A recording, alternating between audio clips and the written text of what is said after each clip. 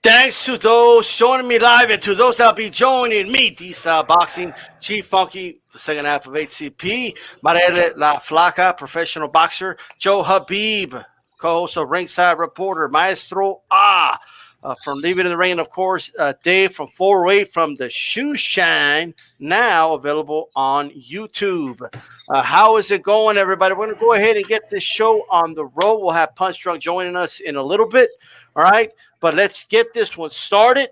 We're going to jump on 122, but I want to play this clip because it's a breaking news clip, and I want to get everybody's reaction to it. As we all know, Jermell Charlo said he would fight Benavidez, right, moving up to 168 pounds. But just so we know what what does Benavidez' side have to say about it? Earlier today, catch it on Leave It in the Ring. Dave Duenas, AK 97 Rough on Leave It in the Ring, did do an interview. Let me just play a small clip of it. You guys can check that out later. Not everything in life, history, legacy is what we're looking for, you know? Absolutely. Speaking about Jermell Charlo, he had said in an interview just a while back that moving up at 168, your son's name was brought up, and he said he can knock him out.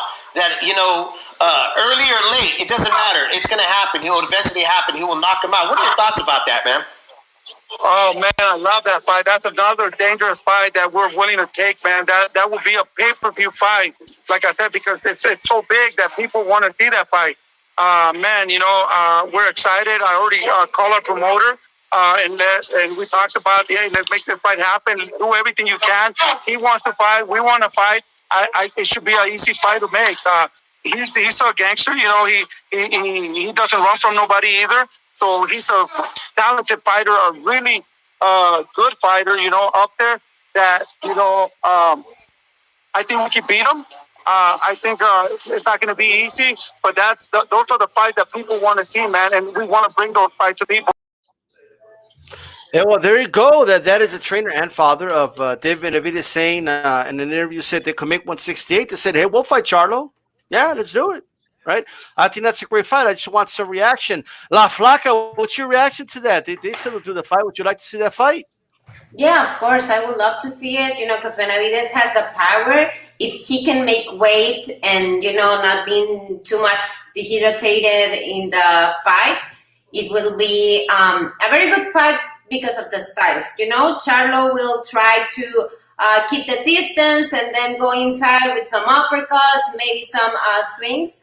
But Benavidez is a tough guy, and I think he will go, at 168, that the big dog is Canelo, but he has his agenda really set for, 3-4 fights. So you got to move the pieces underneath in order to maybe get a big fight with Canelo and the big payday, right? Okay. All right. Well, great thought for us there. G Funky, you were there in the chat. You witnessed it. What's going on? What's on your mind? Should they do this fight? Should we go ahead with it? What's up? Yes. I'm always down for fights, man. I'm not one to say no to fights. If they're available, let's get them on. This fight is a very easy fight that can be made. Both guys on PBC. Should be no issue here. And I just want to say this, man. I don't want to hear this talk no more about Charlo being this avoided guy, one of the most avoided guys in boxing. There's dudes willing to fight him. He's turned down fights in the past with Andrade when he had a belt. So, man, now Benavidez and his team are saying that we've already made the phone call. We're getting the road work done. So let's get this thing on, man. That's a great fight. I like both fighters, and I want to see the fight. So the winner could possibly get themselves a setup with Canelo, depending on what he's doing at the time, or Plant. Who knows? We'll see. Okay. But this is a great fight, man. I like it. All right. And 408 Tato, what's your reaction to that, man? They're saying, hey, Charlo called us out. Well, yes, it's exciting that they're open to the prospect of fighting each other for sure over at PBC. But hearing that, I'm wondering if there's some people are feeling left out from the Canelo sweepstakes, because it does look like Eddie Hearn is going to try to make a fight with Plant by the end of the year for Canelo. And I think that Benavidez deserves a fight with Plant before he takes this huge fight with Charlo brother. Well, there you go. Milcar, what's your reaction, brother? Look, it's a very interesting fight. It's a fight that I would definitely turn into, no doubt. But honestly, if you're Benavidez, don't you want to prove that you're the best 168 pounder in the world? I mean, I just don't really see how you accomplish that by fighting a guy who still has unfinished business at 160. Yeah. And speaking of that unfinished business, you know, I'm going to build off of what G Funky said. There's a lot of people saying that that Charlo is the kind of boogeyman at middleweight, and that, you know, everybody's fearing him and whatnot. I actually have a lot of respect for Charlo. I really like him. I really like the way he boxes, and I think he's a really good fighter. I would like to see him clean up at 160. I would like to see him face off against Triple G, to be honest with you, because I think he beats Triple G. I'd like to see him against Andrade because I think that's a great stylistic matchup and is really going to be the fight fans fight. You know, people who really care about boxing and want to see it executed, you know, in terms of style, and to see whose style can beat another style. And tactically, I think it's a great fight. I like people handling their business in their weight class before they kind of go for these kind of mid-cross weight challenges like this. That's my first reaction. Yeah, but Amilcar, do you think that Charlo and Drake will be a fun fight to watch, for example? I mean, because I think that a fight Charlo versus I just forgot the name. What Benavidez. Charlos and Benavidez.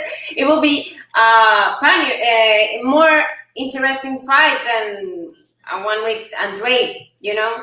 I think it has style. the potential for being a more fan-friendly, visually appealing fight for sure. Yeah, because they will, you know, they will hit each other at least. But let's face it, Benavidez is a 168 pounder that's had issues making 168 pounds. Yeah. Exactly is he proving by taking on a guy who moved up to 160 from 154, who still has not definitively shown that he's the best middleweight in the world. Hey, you're being a Debbie Downer today about this fight. Look, it would be easy for me to talk about how great this fight is and how much I want to see it. Yeah.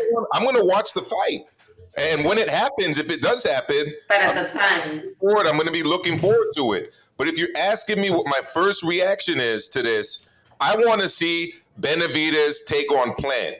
I want to see Benavidez take on Canelo. I want to see Benavidez show that he's the best 168 pounder, something he says he is, something that I think that he possibly could be.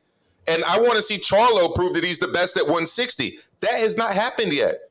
There's still fights to be made at 160. There's still fights to be made at 168. So, you know, I want those definitive matchups to take place before we start getting into cross weight, moving up kind of matchups. That's just where I am right now. That's my first reaction. Okay. I got you. And now, I think Eddie Hearn is trying to build up Golovkin versus Andrade, right? Maybe. Like I just heard an interview, and they wanna, you know, like face them, and then maybe the winner of that fight can go and fight Charlo. Possible, yeah. Maestro makes a good point. Here's what I'll say. What about what it does for Charlo? Because if Charlo beats Benavidez, and he's trying to get that Canelo fight, right? That's a solid win for him on a road to get to a Canelo fight.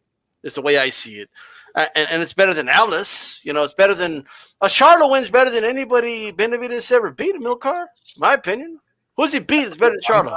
I'm not disagreeing with that, but I mean, I still want him to take on 168 pounders to make the case that he should be taking on what Mariel, you know, very spot on called the big dog in the division. The big dog in the division is Canelo. Right, if you want to make the case that you want to face Canelo and you're worthy of it, you don't do that by taking on Caleb Truax and I know Figgenbounce and Mike Lee, and you know, and in this case, in Benavidez, a guy who's moved up to 160 and has yet to definitively show that he's the best at 160. Let's get these guys at 168 fighting each other, man. All right, B, what's your reaction to this? Well, like Would you like to see the fight? I would like to see the fight, but I don't like to get my hopes up high. I'm not. I like to dream things, but sometimes I know that the dreams don't always become reality. And to me, this is a dream because, with all due respect, I love Charlo. And Emil Carr is 100% right. When you look at Charlo based on resume, he's got a lot to prove. Now, I was extremely impressed with the way he handled Derevyanchenko. That was the best name on his record. But again, I don't want to take anything away from Derevyanchenko, but he was older. He was you could say he was maybe shop worn. I thought he beat Golovkin when they fought, but I just think that he caught him at the right time. But again, when you look at Charlo, you give him the eye test. Spectacular fighter, he can do it all. But when you look at the resume, still has a lot to prove, and he's called out a lot of guys, and none of these big fights have ever come to fruition. Now you have to ask yourself, is it always the other side's fault? He couldn't get a fight with Andre. He couldn't get a fight with Jacobs. Couldn't get a fight with Golovkin. Couldn't get a fight with Canelo. All these guys he called out, and none of these fights happened. Is it all of their fault? And like something's wrong here with these PBC guys. And I hate to take shots, but this whole thing about, I think Al Heyman acts too much as a manager, and I think he doesn't necessarily always want the best fights. He wants the best fights for the fighters, in other words. So he's looking out for their best interests first instead of putting on the best shows. So I'm skeptical that the fight will happen given Charlo's history of calling guys out and none of these big fights happening. But on the other hand, I have to give Emil Carr credit and say he's right about this as well. Benavidez doesn't really need Charlo to come up. There's a lot of fighters up there that he can fight. There's a lot of good matchups. So he doesn't need Charlo. He could fight Plant. He could fight Canelo. You know what I mean? He could fight Chris Eubank Jr. There's a lot of good fighters up there. Callum Smith is still a viable option as well. So does the 168 really need Charlo? He would be a welcome addition, but would he be a welcome addition if he's going to just keep calling big names out and never fighting them? I'm not blaming. It could be his management. It could be a number of reasons why these fights aren't happening, but you can't always say it's the other side. Look, if Charlo's going to move up to 168 pounds to try to get a Canelo fight, okay, then we have to be open to him fighting one of the best at 168 pounds, because if we're not open to that, then we're just shutting the door on a potential legacy fight for him to get him closer to that Canelo fight. Because then we can't say, oh, who have you fought, Charlo? Who have you fought at 168 to get the Canelo fight? That's why I'm in favor of him getting this fight. Yeah, I'm That's in favor of it. I'm in Plus, favor of it no, man. Amilcar and B will be so glued into that TV. Okay, during that fight, they'll have butterflies in their stomachs. And they know it. But here's the thing. Here's the thing. I've heard this guy call out fighters forever and never fight any of them. So I can't get my hopes up high. I have to look at the pattern. The pattern is he calls fighters out, and then he just, for whatever reason, the other side gets blamed for the fight not happening. It can't always be someone else's fault. It's like when you're a guy and you keep going out with girls and you're saying, "Oh, these relationships never work out. I can't stand women. I can't stand women." Maybe you need to take a look at yourself. Maybe it's you and it's not the women. So maybe it's this guy in PBC and it's not the other side. You know? I never had that problem. I'm just using an example for someone else. Well, there you go. Well, that's just something I wanted to play for you. Check out the entire interview on the Leave It in the Ring channel or on demand on the Leave It in the Ring network. Okay, shout out to Black and Brown, JC, Speaker Mind Sports. We'll get you on a little bit, Speaker Mind Sports. So once Chief Funky drops off, we'll get you on, man. I want to go ahead and talk about the 122-pound division. We had some great fights this weekend. I was watching another sport called MMA, and then so after that on Sunday I caught up with the boxing. But hey, the Beast Aleem, right, was interviewed on Leave It in the Ring after his win. Beeb, you've interviewed him before, okay, on Ringside Reporter. Fulton, big win over, Leo, pretty big win, right? And then the announcement of a potential fight. I don't know if it's official yet. Neri against Figueroa, Brandon Figueroa. That's a big fight. I just saw a tweet from Fernando Barbosa. Maybe you know him. And he was telling that Neri and Figueroa is set for May 1st. And on the undercard, we will have Pitbull Cruz versus Confer. That's a really good match. Okay, well, there you go. All right, 122 is heating up. So I want to start with the following, and I want to go around the round table and ask each one of you your opinions on this, okay? Let's start with you, Milcar. And I just want one name. Who is, in your opinion, the best 122-pounder in the world today? That's a really tough one because there's three guys that I really want to see, possibly four, fight each other. And I mean, there's Luis Neri, obviously, right? There's Akhmadaliev. I'd like to see more of, and I want to see more of Ali. He's a problem for everybody at 122. And then obviously Stephen Fulton Jr. was very impressive. So here's what I'm calling for. I want to see a tournament, man. Right? Let's get these guys in the tournament and let them figure it out. Because right now, D, I honestly don't have an answer to that question. So this is the gun in your head, and you cannot say that. You have to give me a name segment. You guys did that to me last week, so I'm going to do it to you. There's a gun in your head, and you got to say a name. Gun to my head, I'm going with Rais Alim. Oh, wow. I'm just going to... Wait, whoa. I think he has a lot to prove. That's what I was going to say. Why I wanted to be the first guy to say Who that. has he fought? Hey, you want to know something, Mariam? I did a video on Monday on my channel before the main show that we do at 8 p.m. Eastern, 5 p.m. Pacific. And I started off by showing like the karate style, right? Mm-hmm. Specifically the way that they attack at angles and retreat at angles. And it's something that Alim has brought into his style and kind of merged it really, really well with boxing. The conventional boxer is always going to have trouble with this style. It's difficult to time. It's unpredictable. Yeah. What I was saying about it is that you guys know about Rushton, the trainer out there in Australia. It's something he tries to teach. He's tried to teach it to guys like Jeff Horn. But when they do it, they look like they're trying to be unpredictable. Rais Alim does it. He looks like it's naturally done. He looks like he's just unorthodox, but it's fluid. It's smooth. The timing is there automatically. It's not looking like he's trying to have to think about being unorthodox. Man, kind of the way that Manny was able to do it, but obviously a different style. I'm very impressed with it. It's going to be tough to beat. And gun to my head, I'm impressed by all of these guys, but I'm going to go with Rais Alim. Okay, all right.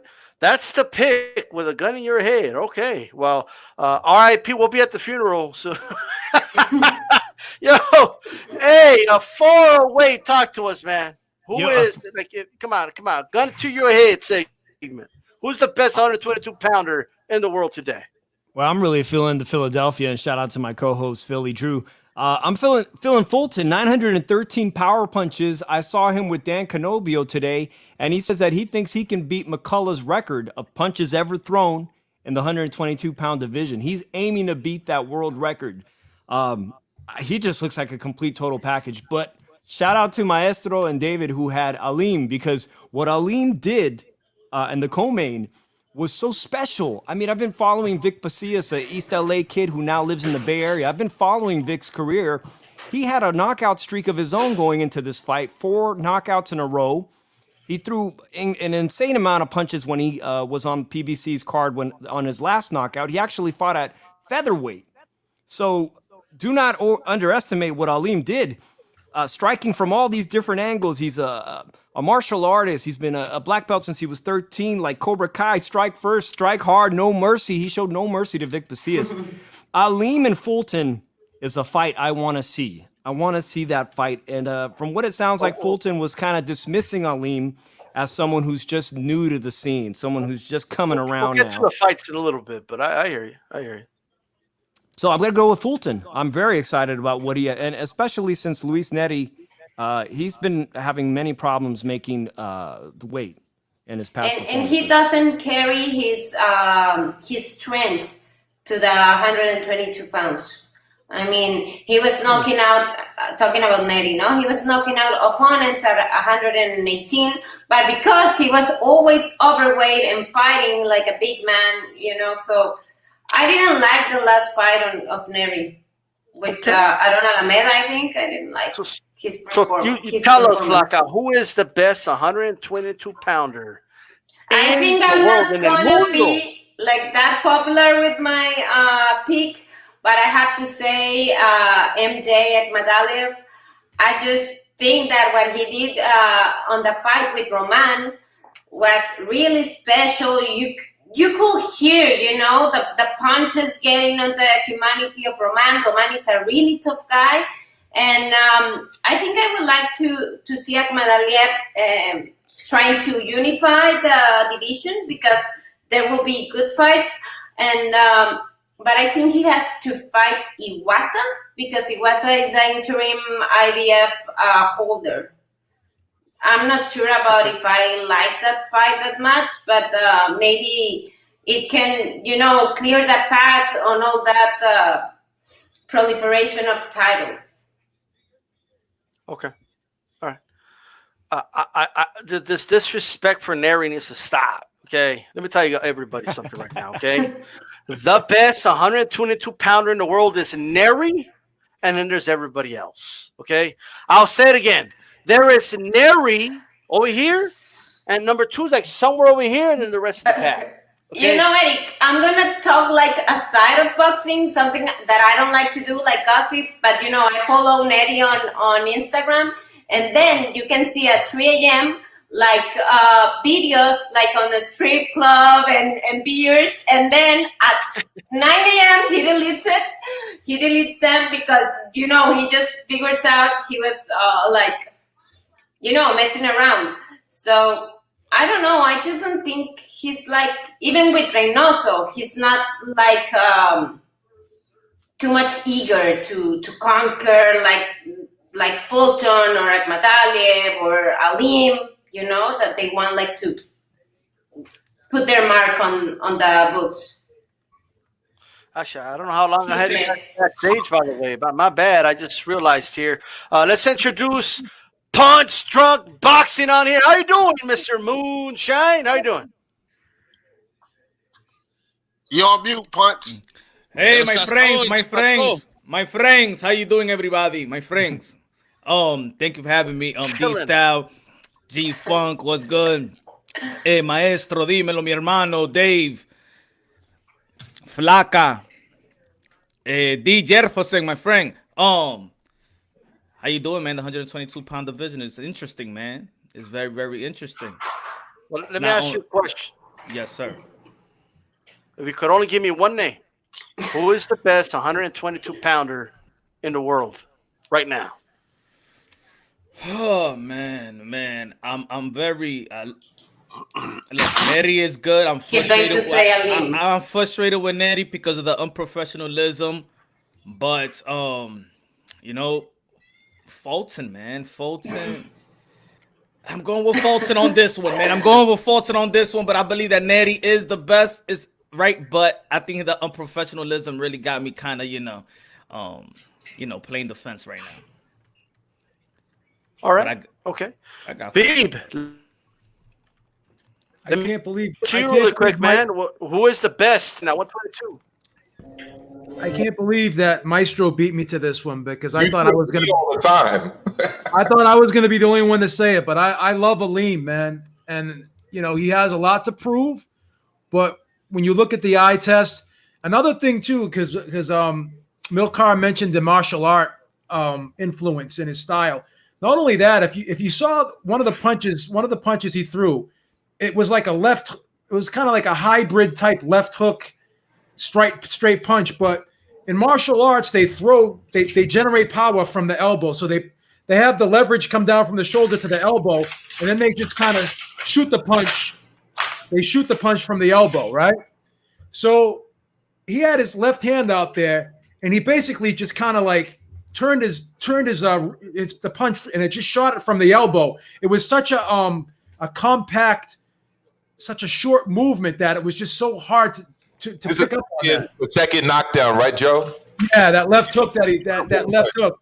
It was such a compact, short movement, and generally when a hook is thrown, you could see a guy torque his shoulder, and then just twist into it. He had his hand out there, and he just kind of like turned it like this, just from the elbow. He's throwing it incorrectly. No, it's a hybrid punch. So hard to tell you. So, it was just he's just basically has a lot of unorthodox tactics that could be problematic for a lot of people, and also too, on the inside he was grabbing, he was muscling. He could get grimy too on the inside. He would hold it one arm and he would punch with the other. So he showed a little bit of versatility. That's where I think Fulton would have some problems with him, because Fulton's more of a guy who likes to fight on the outside, likes to stick and move a little bit, likes to fight on the perimeter, likes to circle. I think that, if things get rough and tumble with a guy like Aleem, that would be interesting to see if he could keep him on the outside like he did with Leo. So I think that's an interesting matchup. Let me tell y'all something, man. Neri's gonna beat the shit out of Brandon Figueroa. He's gonna beat the believer out of him. Brandon, yes.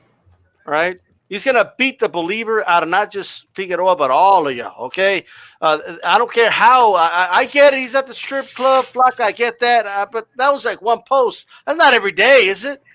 Not every day. It's every weekend. Every weekend. Well, it's a weekend. You know what I mean? It's all good. It's gonna take its toll. So I was reading at the chat that Neri said on Fino Boxing that he's maybe changing his trainer. Okay. Wow. Yeah, I think Guido says, Neri said he doesn't know if he's staying with Eddie. All right. Chief Funky, talk to us. Who is the best 122-pounder in the world? Well, I want to say this, man. As stacked as the division is, and it is stacked, we got a lot of young guys in there, a lot of guys that are just coming into their own real recently. But we had guys like Ray Vargas move out of the division. We had Emmanuel Vaquero Navarrete move out of the division. I mean, if those guys would have stayed, it would have been even more hot. But there's another dude who left the division who never been beat there. Rigo. And I believe he's still the lineal champion at 122. And that's Guillermo El Chacal Rigondeaux. Thank you. No. You spot on. Neri knocked him out. I'm sorry. So I want to say this. Until that man gets beat, he's the best at 122. I don't give a damn what anybody says, but since he's not there, I have to go with Luis and Eddie. Even though there's like guys like we just seen Aleem, we just seen Fulton, who was very impressive to me in his performance against Leo. But I mean, hey, he's still the man at 122. He's still the lineal champion there. And if any of those guys want to get it on, I'm sure Rigo got no problems going back up to 122 and seeing any of these cats. So I'm going with El Chacal, man. I'm going to give the man his due. I'm going to give him his respect until somebody beats him at 122, man. Hey, D, I need some help here, man. Well, what's up? You got love for Neri, or you got somebody else at 122? Who's the king of 122, in your opinion, if you had to choose one name? Stephen Fulton, man. I got it wrong with Stephen Fulton. Hey, look, these style, don't get mad. Everyone. Prior to this fight this weekend with Angelo Leo, like the circle of guys I was in, I was telling them all, I was like, no, sir, Stephen Fulton's going to beat it. His boxing skill, his skill set, I don't think people seeing it, man. Stephen Fulton has great footwork. I'm telling you, underrated footwork. Okay, and he plays that inside game. He's tough. He's a lot tougher than people think. No, he's not the biggest puncher, of course. We can see that. But he has the other attributes and skills around that to beat these guys, man. That's the kind of guy. He has respectable power enough to get your attention, to keep you honest. You're not just going to walk in there and have your way with him, right? Okay? That's all he needs. With the skills he has, that's all he needs. I think he can beat them all. You know, I'm not saying that he couldn't lose to some of those guys. Yeah, he most certainly can. It's a stacked division, like G Funky said. But at the same time, I think Fulton can top them all. I like Rais Salim too, but I just would go with Fulton. I'm going to go ahead and transition back to you, D. Jefferson, with my next question. I want to know what the chat thinks. Let me know, what is the best fight right now to make it 122 pounds, in your opinion, D? Ooh, wow. Oh, shit. It's a lot of good fights. Fulton and Alim. Okay. I would like to see even Fulton and Rais Alim. That would be a freaking banger right there, fam. That would be a banger right there. All right. Okay. 408. Best fight, best fight in the division. I love that fight he just mentioned, but it seems Alim wants Akma, and Fulton wants nothing to do with Alim. He's not giving the guy credit for what he did this Saturday. But to me, watching those two guys in tandem back to back, that just looks like a hot fight. Right. Punch Drunk, what's the best fight? 122 pounds. Super Bantam. To be honest, I was just thinking about that fight too with Fulton and Alim. Of course, I think if you mix and match anything with Neri, because I still do think that Neri is that guy. I just, like I said earlier, his unprofessionalism got me like on some, oh, come on, man, Neri, what the hell is what you doing? But I think you mix and match anybody with Neri, I think that's a great fight. But stylistically, what I've seen, we seen Fulton and yeah, before he was this outside that could outbox you and the slick style fighting, but he showed us he could bang too. And he could actually not do a good job not getting hit. Of course, man, they didn't give a lot of credit to Leo, because he did caught him a little bit with body shots at the beginning of the fight where a lot of people wasn't counting. I think the score was way off, but we already see that he has a new a wrinkle to his game, that he could go a whole 12 round back, bagging it, pause. But I think Alim and Fulton will actually be, a great, exciting fight. I'll go with that one. Okay. Yeah. Right. Talk to me, Milcar. What is the best 122-pound fight right now? I'd like to see Rais Alim and Kiko Martinez. I think that's a good fight for Alim. I got D to look at. I got D style to look at. Can you repeat that? I think cut off. Huh? No, I'm you going were cutting off him. I couldn't hear. Sorry, I'm going with the same fight as I've just been hearing. I initially said Kiko Martinez, Rais Alim, but I was joking. Okay. All right. Honestly, Kiko's always in good fights. It's always exciting. I think that's a good tune-up, but definitely I gotta go with Rais Alim and Stephen Fulton Jr. All right. Beeb, what's the best 122-pound? Are you concurring? I'm concurring because you got both guys who have very, exciting. Meeting before the fight, before the show. Like, what's going on right now? Both guys have very exciting styles. Both athletic guys, and they're both quick. So you know what it is I'd love to see how the foot speed of each guy, like who could get to the other guy first, who can establish the position. Because I still think Alim's a little bit tougher on the inside than Fulton, taking nothing away. But Alim also has the power. Alim is a bigger puncher than Fulton, so I favor Alim in that fight. But again, Fulton does have the movement, so it'll be interesting to see if he'll be savvy enough to stay away from that power. That's why it could be a chess match, but also a chess match with excitement mixed in. It'll have like some drama to it as well. You know what I mean? So I think it would just be a beautiful fight. All right, talk to me, Chief Funky. Or are you part of this secret meeting before the show too, or do you have another fight? Yeah. Like I said before, man, Rigo's the guy at 122. I would love to see any of those dudes fight him. I think he got a chance to beat any of them, to be honest with you, if he decided to go back up there. But if he's going to stay at 118, then I would say out of the three guys, it would be either Fulton against Alim, or either one of those guys against Neri. Those are the three guys to me at the top of the division right now. So anyway, you can do triangle any way. I think those are the best fights to make at 122 right now. She fucking gave us a triple threat match or something, A hell in a cell, baby. Yeah. Flaca, I know you weren't part of this secret meeting, so. No, I wasn't. You know, I want to see the winner of Figueroa and Neri, which I think it's gonna be Neri versus Akhmadaliev, because then we will have a guy with three belts. You know.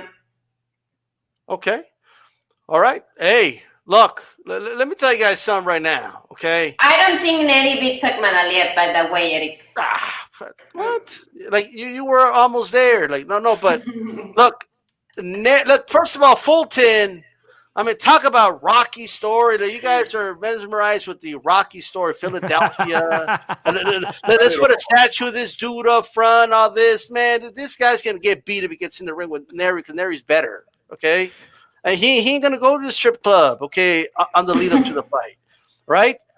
He's gonna be ready for that fight. He looked really good in that fight against Alameda. He did. He boxed. You know, I get that. It took him time to get him out, but that wasn't the dude that's been knocked out before or anything like that. And he took him out of there. Yeah, and he knocked out Payano with a beautiful body shot, I believe, right before that as well. I mean, this is a really good fighter, Neri, could work the body, could fight on the inside, could fight from mid range. You're in love with Neri, Eric. But Fulton, he's not that good. D-Star. What?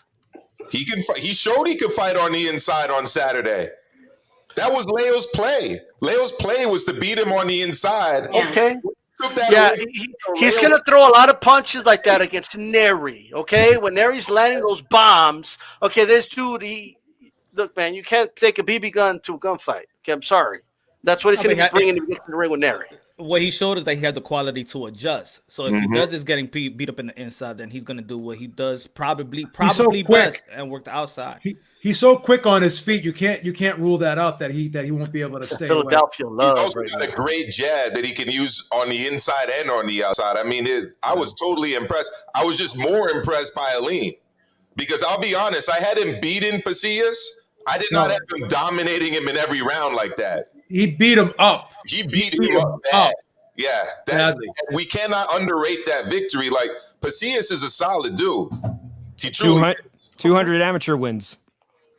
Well, I thought that fight was going to be competitive. I thought that was going to be. We'll have this conversation. I thought it was going to be nip and tuck that fight. We'll come back to this conversation when Neri destroys and dispatches, Brandon Figueroa. We'll come back and have this conversation. How about that? He won't beat Aleem. He won't beat Aleem. He won't beat Aleem. He won't be. Aleem's throwing karate punches in the damn ring, bro. You're all mesmerized. If Aleem brings that master Ip Wing Chun punch again, forget it. It's over. He's got the hell out of here. That awkwardness is that awkwardness. You know, I love it. All the Neri hate. This is unbelievable. All right, but in all seriousness, hey man, Fulton's good though. He's good, but I got to roll with Neri. You know what I mean? And I think Neri Fulton is the fight to make. I think that is a big fight. Okay, Philadelphia fighter against a Mexican. It sounds very familiar to a fight that, big fight. You know what I mean? A fight that everyone counted Julio Cesar Chavez out against because Maldrick Tater. I mean, oh my God, the hand speed. And he was undefeated. And where was he from? From Philadelphia. What was he cursed with? That love to fight. Like, I'm going to go in there. I'm going to show Leo that I could fight on the inside. It's that Philadelphia love of fighting. That's going to backfire when he gets in the ring with Neri. That is a promise. All right. But with that said, who is a dark horse of the 122-pound division? Who's being overlooked in your guys' opinion? Flaca, start us off with that one. Who's being overlooked? That's a tough one. I mean, I just remember, I don't think he's overlooked and I don't like the way he fights, but just a comment about talking about the organizations and all that. What about Rey Vargas? He's still like Onrisa's champion, right? Well, he moved up to 126. No, that's not right thing. Vargas moved up too. At least yeah. He's going after Navarrete. I didn't have it on the radar. Well, I think that the last night, the other night of boxing with Angelo Leo and Fulton, we tend to disregard the guy that loses and immediately like put it on another pack, like you're done because another guy won, whatever. But I think Angelo Leo still can make really good fights on the 122, maybe regain a title. So I wouldn't like to see, like, because he lost to Fulton, he comes relegated, to the end of the line. Okay. All right. 408. Who is a dark horse of this division? Yeah, I was checking out your topics, and I go, wow, he stumped me on this one. But I'm going to say that Vic Pasillas has still got a chance. If you look at what he's done in the past, he could definitely still have a road to a title shot, another one. All right. Joe Habib, talk to us. Who's a dark horse? Who's being overlooked in this division? Danny Roman, man. People asleep on him after that loss. The same that happened, yeah. That was a close fight. I agree with that. Close fight. He's still in the mix. He's in the mix and just had a pretty decent win against Payano, but you know who beat Payano better? Neri. Hey, Punch Drunk, talk to us, man. Who's being overlooked in your opinion, man? Who should we pay paying attention to that no one's talking about? I mean, I was gonna piggyback what Flacco was saying. I was agreeing. I was gonna say, yay, Angelo Lee is still there, and it's true. When somebody take a loss, you know what we do in boxing, we put them in, we put them to the side. But I'm like, yo, all he had to do was just make an adjustment. I think it would be a different fight. I think a rematch would be a different outcome. I think so. Now, I'm not saying that Fulton will lose, but I'm just saying that he could have adjusted.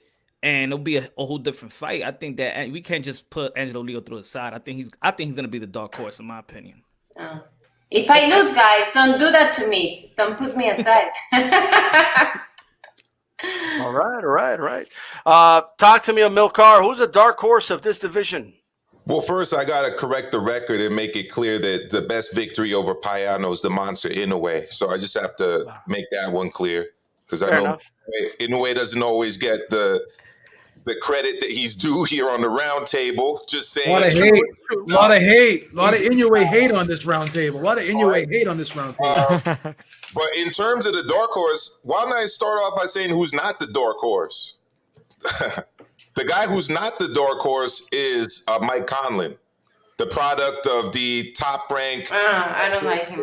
Focused marketing machine that's on St. Patty's Day every year here in New York City. That dude is not the guy at 122 pounds. I'm sorry. No. Everyone we've mentioned here today, most of them have got way less hype behind them than this guy's got through top rank, and they're all better fighters. So I'm just going to divert the combo just by making that clear. And I don't disagree with any of the names that have been mentioned so far. Okay, all right. Chief Fucky, talk to us, man. Who, in your opinion, is dark horse of the division? Who's being overlooked? Is it Rigo? I could go 3 for 3, but I'm not going to do that here because I'm going to agree with my man Joe Habib and say Danny Roman, man. I think he's being overlooked. He took a couple of losses, but I think he's a tough fight for anybody, man. He comes in, he works, he's going to continue to work hard for 12 rounds on you. He's going to make you fight, make you earn it. So I like Roman, man. I think he's underrated for sure, man, in the division. All right. D. Jefferson.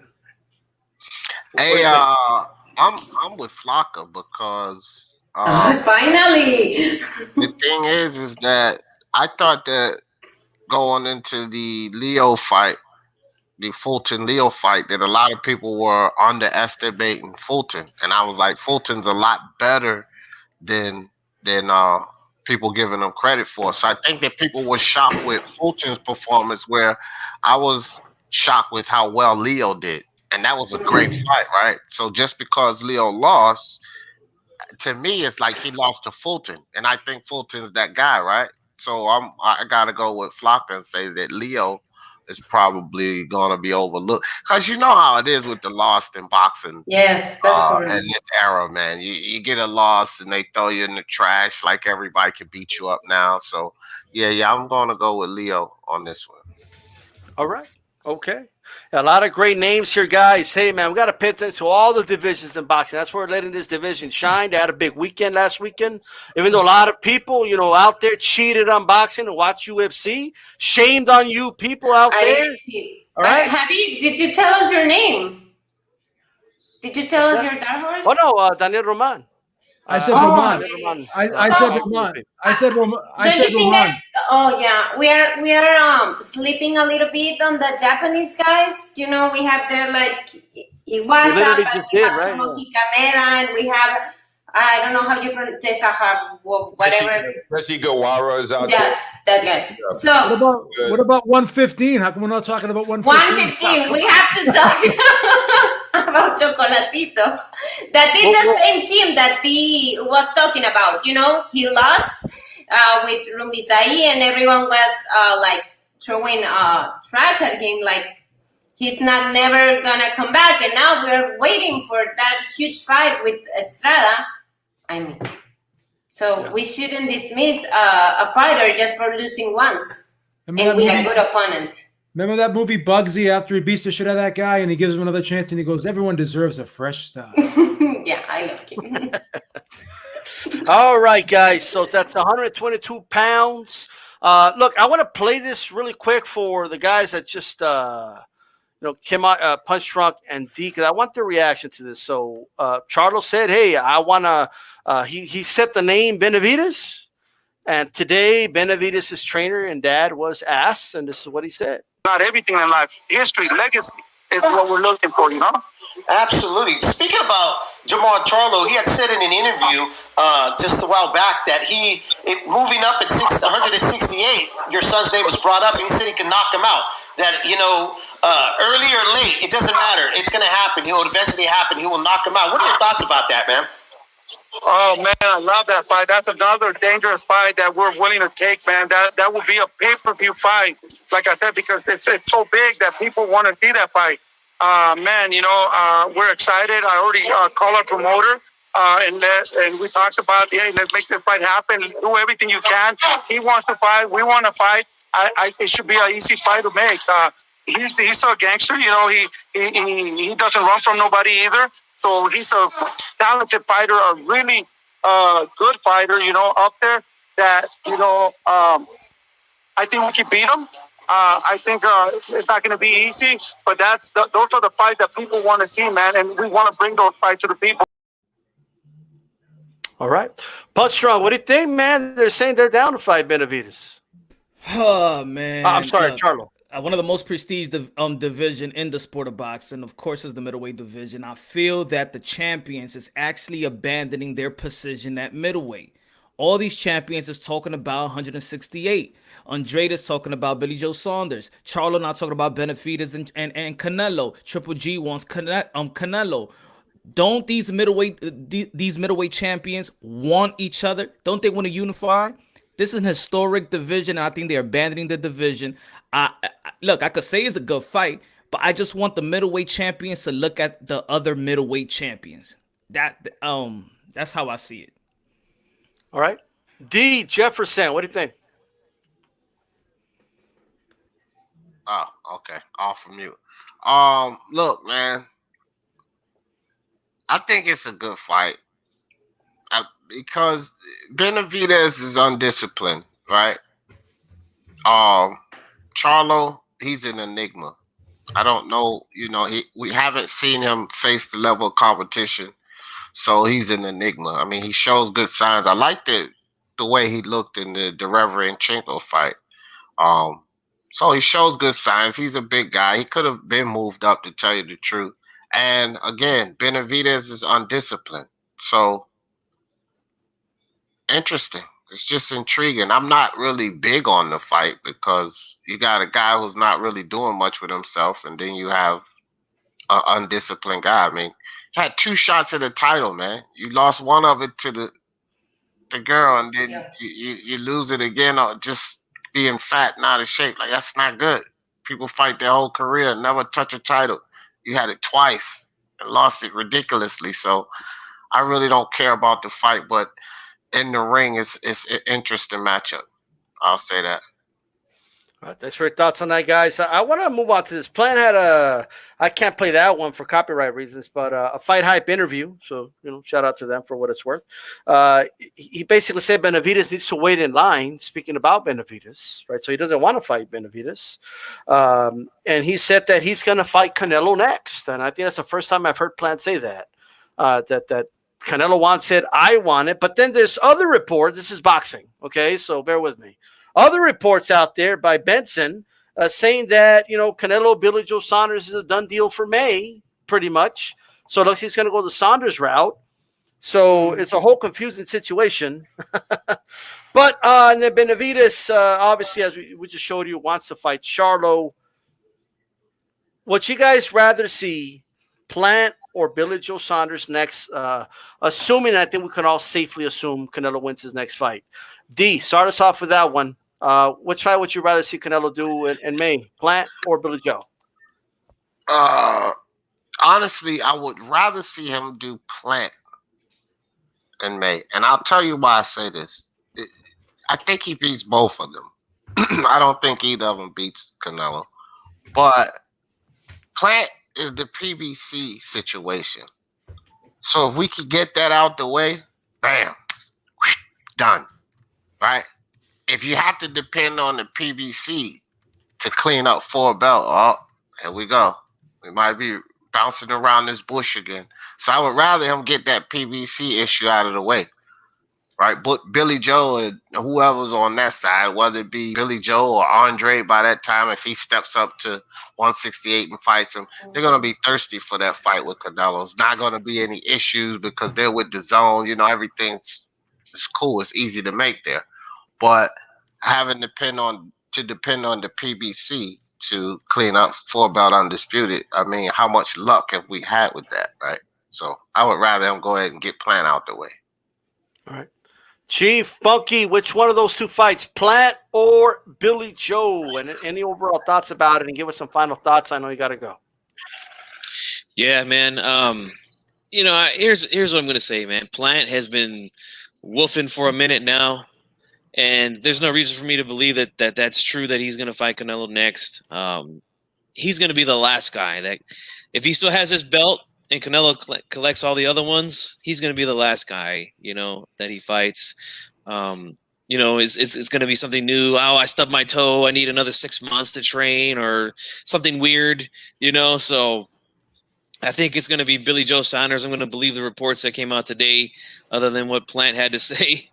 But then again, Billy Joe's another guy who's been woofing for quite some time too. So, but I would trust that gets done first because of the deal that he made, the 2-fight deal with DAZN. So, yeah, I'm gonna say Billy Joe Saunders, man, for sure. Right. Peace out, Chief Funky. You guys have a good one, man. I gotta go celebrate an anniversary. So have a good one. Happy anniversary. Happy anniversary, G-Funk. Bye-bye. Thank you. All right. Flaka, which one of those two fights would you like to see Canelo fight? I think he's going to fight Billy Joe Saunders, but I don't want to see more the fight versus Plant because of what Dee said, and also because, Plant is now in a position like talking about everyone getting in line and he's the champion and me and Canelo and whatever. It's like, come on, I don't know if I'm gonna be unpopular with this, but I don't like the Plant style. I just don't. I mean, I'm not hype about him, and I think Canelo can win that fight easily, like working and being disciplined and moving around the ring and, counter punching. So I would like to see Canelo versus Plant just to see Plant shut up. Okay. Well, there you go. You can shut the hell up. I like it. Maestro, talk to us, man. Play promoter. Which one of those two fights? I think that the Billy Joe Saunders fight is a more interesting fight, just from a stylistic standpoint.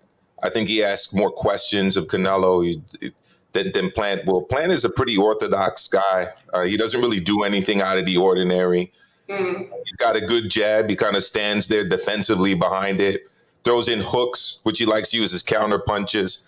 Canelo's seen that before. He's going to pick it apart and take out Plant. I'm not saying he won't beat Saunders, but if dedicated, in-shape Saunders shows up, I think that's a much more interesting fight, personally. Although Plant will probably sell well more in the United States, so there's that too. Yes, that's right. Shout out to Philly Irish saying that Canelo loses to both of them. I'll take those bets any day, okay? Yes, me too. And then Chicano saying Plant is a hype job. Like, Jesus Christ. Well, we'll see how it goes with Truax, of course. 408, talk to us. Yeah, my co-host Drew, who's he's not on the Canelo bandwagon, but I think it absolutely looks like we're going to be seeing Billy Joe Saunders. But what I don't like about that fight is that we're talking about a Mexican holiday, Cinco de Mayo, one that sports fans look forward to every year, and I think that Billy Joe he has the potential to make Canelo look like he's taking a step backwards. He reminds me potentially of the Lara fight, where there was question, where it was too close, and he does things that make Canelo not look his best. And Plant is the perfect opponent for an all-action, exciting fight, because as we can see, if you're following Plant's career, although he has everything to make him a likable person, he has this tragic, horrible life story where he lost a child, and you would think, man, when I heard that, I'm always going to root for Plant. But if you follow him lately, it's like his ego has gotten astronomical, right? That's what and he's on this Vegas, he's on that whole Vegas thing with all the Vegas fighters where they're taking pictures of private jets and look at my collection of cars. And suddenly he's not likable. So I'd much rather see Canelo handle him. And I think he would do a pretty good job with that. Plant is the perfect fighter for an exciting Mexican holiday fight. But we're probably going to get Billy Joe, and he should handle business with Billy Joe too, just not in an exciting fashion. All right. Mr. Moonshine, talk to us, man. Which one of those two fights would you rather Canelo fight in May? Oh my God. Billy Joe Saunders. Like I said about Nettie, Billy Joe Saunders, I'm kind of disappointed in him because he messed up a big fight with Demetrius Andrade, and I feel like he's getting rewarded for a Canelo fight. I'm going to give it a Plant. I'm sorry. No. Your behind will go and fight probably Demetrius Andrade. You ain't going to get this Canelo fight. Ain't going to be that easy for you, buddy. You can't be testing positive and then get the sweepstakes. No. I'm going to give it a Plant. I'm going to give it a Plant, buddy. That's how I feel about it. But Punch, do you really think that Plant's last few fights have put him in a position where we should be clamoring for that? I mean, we're talking about Truax, Fagan, and Mike Lee. Those are the last. Let's be honest, Amilcar. Who is nobody? Pardon me? I think nobody really. I mean, for me, they all level to me. I don't think that Canelo Alvarez fighting none of these guys is really a mega fight because I just feel like they haven't built their legacy. I don't think Canelo Alvarez, he has a great fight, but I don't see him having a mega fight because these other guys haven't built that type of legacy to match or at least get closer. Legacy fight, mega fight. So I think fighting Plant, Billy Joe Saunders, Charlo, Demetrius Andrade, it's all the same for Canelo Alvarez. That's how I see it, but I'd rather give it a Caleb Plant on this one. That's true. Talk to us, Beeb. Of those two options, who you got? Amilcar mentioned that he did that Plant. I don't know if it was Amilcar that said this, or I think Dave said this. That Plant's becoming unlikable. Dave and me. I did. I did say that. But Billy Joe Saunders has been unlikable forever. Forever, yes. Forever. So I mean, Plant is like a Boy Scout compared to Billy Joe Saunders, and plus Billy Joe Saunders has been barking. He's another one who calls everyone out, and then the fights never get made as well. So I think Caleb Plant is the new face. He's the new fresh face. Let him get his shot. He's the young upstart. I think his style would be a little bit more challenging than Billy Joe Saunders' style because Billy Joe Saunders, I think, fights on the outside. He's very economical with his punches. Caleb Plant's kind of crafty. He's slick defensively. It'd be interesting to see counterpuncher versus counterpuncher. Who's going to take the lead? I think in that fight, Canelo would probably take the lead, and Caleb Plant would be the counterpuncher. He's a little bigger than Billy Joe Saunders. He's the more true super middleweight, where Billy Joe Saunders is kind of a blown up middleweight. Really, he's just a guy that does ate himself out of the division. Really. So I think the fight with Cal Plint would be more interesting. But the reality of the situation is the easier fight to make and the fight that's most likely to happen is the Billy Joe Saunders fight, because they both fight on DAZN. Dealing with PBC is always going to be a nightmare if you're not a PBC fighter, if you're not in the same stable. So yeah, that's why I was saying get that Plant fight out of the way, fam, because that PBC nonsense. I just could imagine them doing whatever they could to hold up. Well, it's almost like playing keep away from Canelo. Like, we're gonna have to depend on the PBC to let him get 4 belt. They know Plant's not gonna beat him. Well, you're so right, D, because if Plant gets more like steam behind him and starts getting bigger, or at least perceives that he's bigger, then he's gonna kind of be harder to deal with. He's probably gonna start asking for more money and stuff like that. So maybe, like you said, get him now when he's doesn't have as much steam and heat behind him, and he'll probably take less money for the fight than he would if he waited. So in other words, the longer the fight does take to make, he's going to probably be harder to deal with. He's probably going to want more money and more conditions or whatever. So I agree with you on that one. I want to ask you this, Amilcar, because I know you said, what has Plant done? Like who would you, if it's not those two guys, right? Who would you like to see Canelo fight? I'm one of the few guys. Maybe I'm not one of the few guys, but I had zero problems with the Yildirim fight. I thought that the hate that Canelo was getting for taking on Yildirim was ridiculous. I mean, he just fought in December. He's fighting against in February. And it's against a guy who fought at the top level. I mean, I thought he was doing very well in the Durrell fight before the cut happened, and that fight ended up going the way it did. I mean, we started this show off by talking about Benavidez. I mean, I'd like to see him take on Benavidez. That's obviously not likely because of the promotional challenges and whatnot.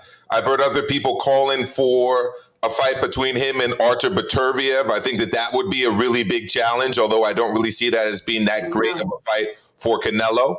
But I'm one of the few people who right now, in his next 2 fights, I'm fine with Canelo fighting whoever and then taking on a really big fight in September for the real Mexican holiday, which is like the Independence Day weekend fight. I'm good with Canelo taking on a few high-level gimmies. I have no problem with that. D-Style, do you remember way back when we were on Rope a Dope Radio and we interviewed Mickey Ward and I asked him, what one regret do you have looking back on your boxing career? Remember what he said? Taking too many tough fight after tough fight, yeah. Tough fight after tough, taking too many tough fights in a row. It shortens a career. So he Canelo had a couple of tough fights in a row. Let him get this gimme. He like Amilcar said, he's earned it. Okay. Yeah, I don't understand people who are calling for him to take on Beterbiev and like, come on, man. Come on. Seriously?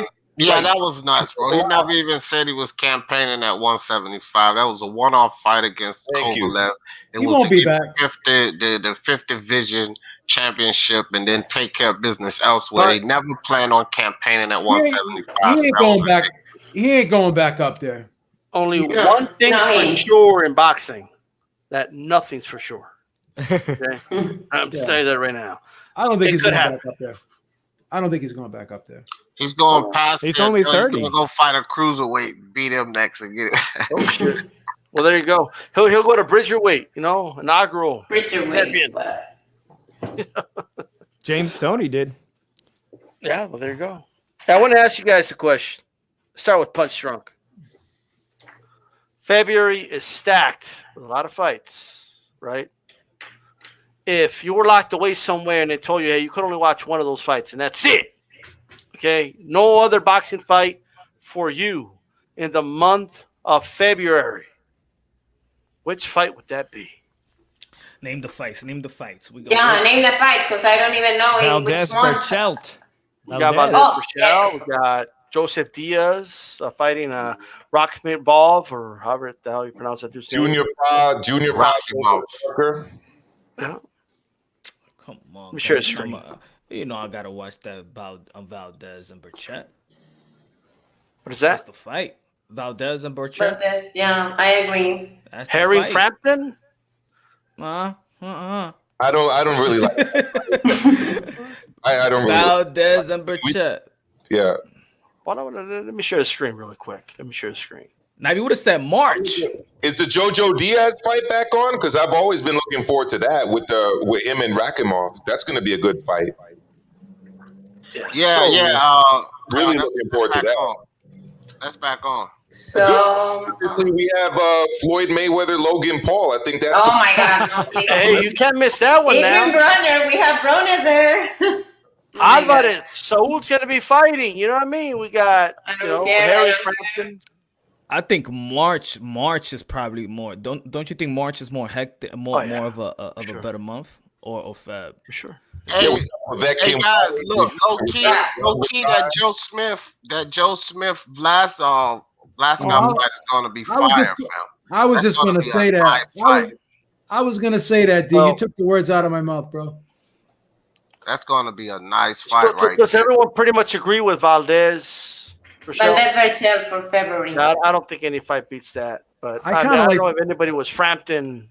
I like the Joe Smith fight. I think that Joe Smith fight. I'm telling you guys, that Joe Smith Vlasov fight is gonna be fire, man. Absolutely. For me, the top three are the one that's already been mentioned, obviously, those two. And then I'm either going to throw in the Jojo Diaz fight or the fight with Joseph Parker and Junior Fa. That's a really good heavyweight fight. What about Joe Smith?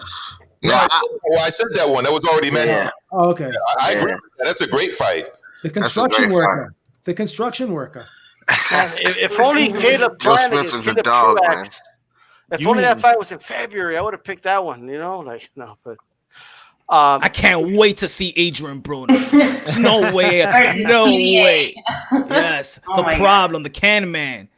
The David Venetian fight with Josh Kelly is a big fight in London for London bragging rights. That should be a good fight too. I'm going to tell you guys right now, since I think all of us agree, Berchelt, Valdez. Who do you guys think wins that fight? Also, I'm sorry to cut you off, but also Virgil Ortiz and Maurice Hooker's in March. Oh, that's a good fight. Yeah, I love that fight. That's a big step up fight, the right type of fight to make, and the type of fight you make right before that title shot. I love that fight. That's a beautiful fight. Let's do a quick roundup here. Berchelt, Valdez. Who's going to win that fight, Punch? I got Burchett on this one. I just don't think that Valdez have the punching power to keep Burchett off of him. I do see him having success, and I do see him having success, but I just think, in the last probably 4 rounds, I just think that Burchett is gonna sustain his power, and he's just gonna walk him and trap him, man. Oh, she wrote, but I do think it could go to a decision though. But I just think that Burchett he's gonna hurt him. He's gonna put some hurt in him. Flacca, which is the fight to make in your opinion? Yeah, I'm also with Berchelt about the win. What we saw with what we have seen with Oscar Valdez is too many hard fights. I'm not so sure about the jaw of what happened with Scott Quick, and also, if you remember what Adam Lopez did to him, knock him. Oh my God, my English is so horrible. But he knocked him down. You're fine. And Adam Lopez was not even scheduled to fight Valdez, and I just think Berchelt has a lot of punching power. He struggled a bit with, I don't know if you remember that fight with Mickey Roman. Berchelt struggled with him, but because Mickey Roman, can go forward and receive a lot of punches without, without being seriously hurt. And I have seen the sparrings of Valdez because I have an informant on the Caballeros team, and oh my God, that guy is gonna destroy Oscar. Yeah. That you fucking heard about this fight. He's supposed to be celebrating his anniversary, and he's in the chat chanting Valdez. Maestro thought to us, Amilcar was going to win that fight. Well, I'm going for the guy from my granddad's home state, man, Quintana Roo. I got to go with my man Burchell. I'm not even just saying that because of the family lineage and all of that. I mean, he's just an amazing fighter, and this is his time. He's at the peak right now. I just don't think Oscar Valdez has enough for him. To me, it's unfortunate that he never avenged his loss against the Colombian. I forgot his name. It's not at the top of my head, but you know, I wish he could have kind of gone and done that. But other than that, he's had a flawless record. He's in his prime right now. And much like Mariel, I think he's ready to just explode on Burchell. And I'm expecting fireworks, but I'm expecting a knockout. Yes. You know, the biggest problem with Valdez, in my opinion, he just has this habit. I mean, he throws a combination, and he just stares at his work. You know, he just admires it. Like, yeah, you know, you're gonna get knocked out, bro. Hey, D, who do you got, man? Burchell or Valdez? Yeah, I got Miguel Burchell, man. He's just he hits too hard, and he's just gonna throw too many punches, man. Valdez don't have you have to have a guy like Miguel Burchell. You have to be able to deter this type of fighter, right? You have to have something to deter him, to say, you know, like I say, keep him honest, right? I don't think Oscar got that. Miguel Burchell's going to eat what he has and keep coming to him, and what he has to give. You know, I think that Miguel can take what Oscar has, but I don't think Oscar can take what Miguel Burchell has to offer. So. Yeah. I agree. I just got to go with Miguel Burchell on this one. That's right. That's right. Joe Habib, you concur, or you're going to roll with Valdez? Or you're going to roll with G-Funk? I think it's going to be a draw. No, I'm only kidding. No, oh my God. Here's the thing. I think people really, they talk about Burchell, his punching power, how he's aggressive, he comes forward. But one thing that gets very underrated about Burchell is his boxing ability and his defense. His jab is incredible. Like he has incredible distance. Yeah, his jab is very heavy-handed, but he varies it up too. Like sometimes he'll throw that like rangefinder out there, but then he'll mix in a power jab and push his opponent back. And when he pushes his opponent back and knocks him off balance, he knows how to work his way inside. And also too, every time he punches, watch him. He's always moving his head. His head is never in the center. So I think his defense is underrated. Valdez, you hit the nail right on the head. This is a guy that really doesn't move his head at all. I think his defense, is very porous. I think there's a lot of holes in his defense, and I don't think his footwork is the greatest as well either. So I just think Burchell will win this fight. I think he'll stop Valdez actually because Valdez does take a lot of shots. He'll stay in the pocket too long, and he doesn't really hold. When he gets hurt, he doesn't hold. You know, so his defense is basically his offense, meaning he tries to fight you off him all the time. He doesn't try to freeze the action. He doesn't step out of the he'll step out of the pocket, but it's too late. He spends too much time, and he should be stepping out and resetting or pivoting out, but he just stays straight in the pocket, and he likes to just slug it out with guys, and because of that, he takes a lot of shots. He's got a kill or be killed style, and that style is not going to work against a guy like Burchell. It's just not. All right. Hey, shout out to Michael Myers. Saludos, leaving the ring roundtable, Puro 8CP from is that Osaka, Mexico? Oaxaca. Oh, there you go. All right. She said it for you. All right. I don't know. Michael Myers is Mexican. You know, that's interesting. You know, Miguel Myers. You know, Burchell beats Stevenson unless they time the fight after the Burchell is already washed. Well, I mean, we'll get to that down the line if that fight happens, but I think Burchell knocks him out. That's my opinion. There is Cano Loco rooting for Stevenson. He says Stevenson is gonna win in a Burchell fight after Burchell beats Valdez. Okay. All right. I guess, you know. Hey, 408, who's gonna win that fight? You know what? I was at that Adam Lopez fight where he stunned Oscar Valdez. But I want to say that Oscar Valdez, he leaves everything in the ring. I just don't know if it was a wise move going up in weight because he doesn't seem to carry the power that he's going to need to keep the relentless pressure Burchell's going to deliver. It could end up going just like if you saw the Ruben Villa fight, a kid from Salinas, highly touted 126 fighter with a great amateur career. He just could not keep Emmanuel Navarrete off of him.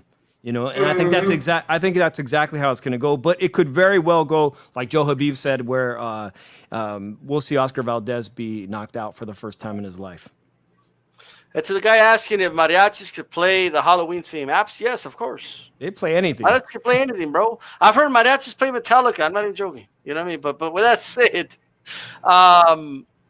look, man, we got a heavyweight fight. We're kind of being overlooked a little bit. It's not the big names out there, okay? It's not. But it is for an interim title. WBO Usyk, you know, former undisputed cruiserweight champion of the world. He said we're facing Joyce. So let's go ahead and talk about that. Let's start with Maestro your guy, Joyce. The hammer fist jab dude, you know what I mean? Against somebody that's already beat him in the amateurs, from my understanding. This motherfucker absolutely destroyed my guy Dubois, man. I'm still recovering from that fight.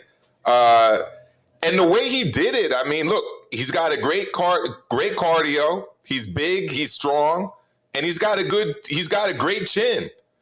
You know, that fight was actually very interesting to watch because he was missing like crazy. He did cut Dubois, I believe, with a right hand, but other than that, he missed pretty much every major right hand and hook that he threw. It was all jab, jab, jab. But guess what? It was effective. I just don't know if that's going to be enough stylistically to do well against Usyk, who's obviously a master boxer, who's already beat him. Obviously, you just mentioned this. It was in the World Boxing Super Series. Joe Joyce was a lot smaller then. He was a lot thinner back then. He's really gotten a lot bigger. And one thing I will say that Joe Joyce does have in his corner is what Ioka had in his corner, man. He's got one of the best trainers in the game right now in Ismael Salas. So I'm sure they're going to be working on some kind of a game plan to take on Usyk that's going to involve him using his height, using his strengths, and capitalizing on that. But as of right now, man, this is a tough fight to kind of pick because I've already underestimated Joe Joyce once to my detriment. Luckily, I didn't put any money down on that fight. You know, I don't remember what Betting with Beeb had to say about that fight, but I don't know. I'm going to have to learn how to lay down my parlay bets on this one because it's going to be a tough one to bet on. All right. Hey, shout out to La Flaca, Mariela. We appreciate you coming on. She did have to go. It looks like Streamer kicked her off, but she did have to go either way. So we appreciate you coming on anytime. You're welcome to come back on. All right. Beeb, talk to us, man. Who's going to win this fight? Who's going to win this fight? Are you going to go with Joyce? I could feel it. I can't believe I'm going to say this. I know. I was thinking the same thing. I'm picking Joe Joyce. That Usyk that I saw, I had that fight razor close against Derek Chisora. No disrespect to Derek Chisora. You're not supposed to go life and death with Derek Chisora. You're just not. I give him a ton of credit the way he closed the show, the second half of that fight. But Joe, you ever see that movie Freaky Friday when someone else like took over someone else's body, like they switched bodies and stuff?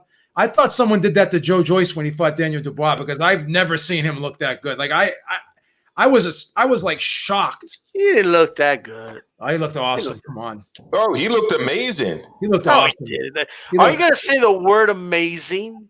Yeah, for the activity of the jab, I'll definitely say it was nonstop jabbing. It was like his jab, like his left hand couldn't get tired. It was nothing. He was turning the jab. Listen. Look at Joe Joyce in that fight, and he actually looked ripped up.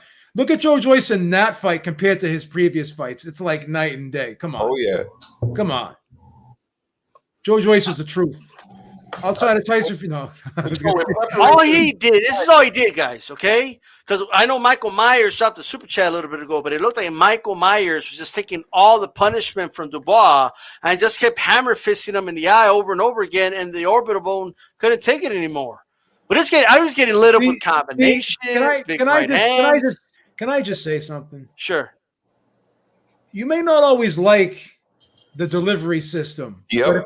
but if it gets the job done, it gets the job done. Gotta accept that.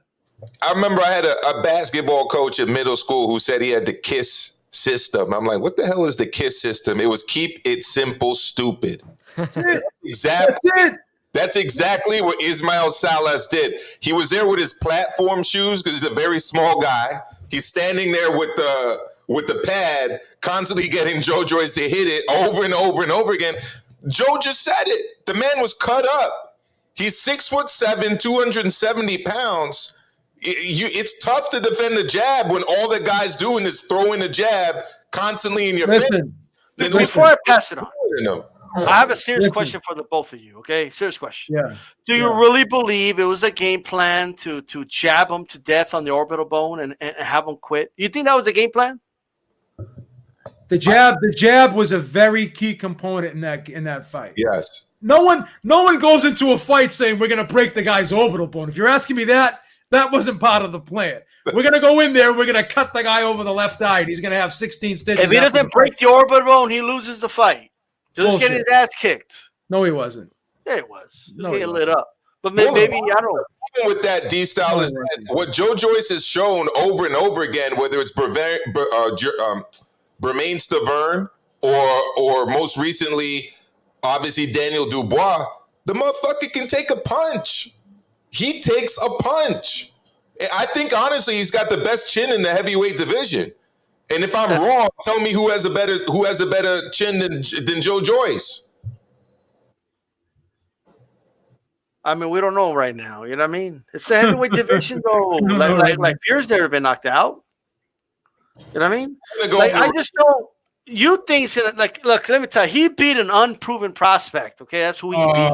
Okay? That's who he beat.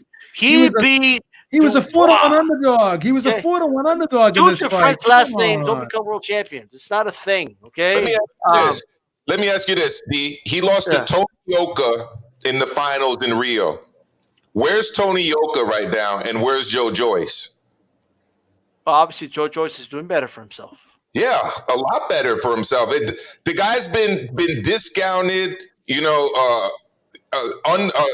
People are writing him off at every single stage, but he keeps winning. It's I can't pick against Joe Joyce at this point. Can I get a witness, please? Can I get a witness? Can I get a witness somewhere? Can somebody, please? D. Jefferson, are you who do you got? D-Style, you're not gonna like me tonight. I just put a video out. You know what it said? It said Deontay Wilder stops Charles Martin. Slow Joe stops Alexander Usyk. Not only do I think Slow Joe gonna beat Usyk, I think he's gonna put him away like in the 11th round. Let me tell you something. Everybody keep talking about, Usyk moves. Daniel Dubois wasn't moving. Let me rewind you guys back to a boxer that moves pretty well. His problem is his chin, and that's Brian Jennings. Joe Joyce fought Brian Jennings. He beat Brian Jennings, and he went 12 rounds with Brian Jennings moving around. See, not to correct you, Maestro, but it was the WSB, the World Series boxing is different from the WBSS tournament. It was the WSB. That's what I meant. You're absolutely right. It was the WSB that Usyk fought. Joe you should Joyce be correcting him on his pick. None of that. No. I'm with him. Look, Slow Joe is gonna get it done, D-Style. Okay, listen, Usyk. If you go back and you watch that fight, okay, Usyk won that fight unanimously, but every round was good. This was a green Joe Joyce. Joe Joyce doesn't have the pedigree these guys have. You have to understand, Usyk early on was with Anatoly, Lomachenko's father, right? He trained these guys up good. They were already fighting at a high level. Where Joe Joyce was green, he was coming up.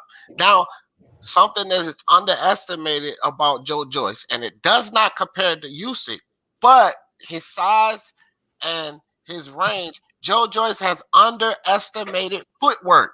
Guys, this is how he was able to make himself available to tap Daniel Dubois up. The footwork. Where he lacks in speed of the hands, he got it in the feet, man. And he moves his head a lot better than people give him credit for. He's gonna listen. You're right about that. Be a different fight from that guy, that green young kid. That He's reborn. It's a different fighter than he fought in the WSB. He's like a phoenix. He's like a phoenix. He's been born again. He's like a phoenix. Can I get a witness? D-Style. Double down on my man D about the. I need a witness. Okay, I like the internet's forever, guys. I'm just letting you know right now. Punch truck. Okay, Who do you got, man? We got Mr. Moonshine. I want to know who you got in this fight. Ladies and gentlemen, Joyce, the Tim Duncan of the heavyweight division, Mr. Big Fundamental. You know when he's hitting that jab, it's like Tim Duncan hitting that backboard. Yeah, he's boring, but it gets there. Yeah, he's slow, but it gets there. Two of the most pedigree, you could say they probably got the best pedigree in the heavyweight division is Alexander Usyk and Joyce. I think this will be your typical great, boring, but physical chess match. I think that I really don't really critique the Chisora and the Usyk fight, because if you look at most of these technicians, once they get that type of fight, those Salitos, those Maidanas, those rugged fighters, they give these technical fighters some problems. If you look at the all these technical boxers, when they get these little problems, or when the people say, he got exposed, it's usually when they fight these rugged ass fighters, excuse my language. Brawlers. Yeah. That's a good point. With this one, Usyk will take his time better. He will I think he'll come with a better game plan.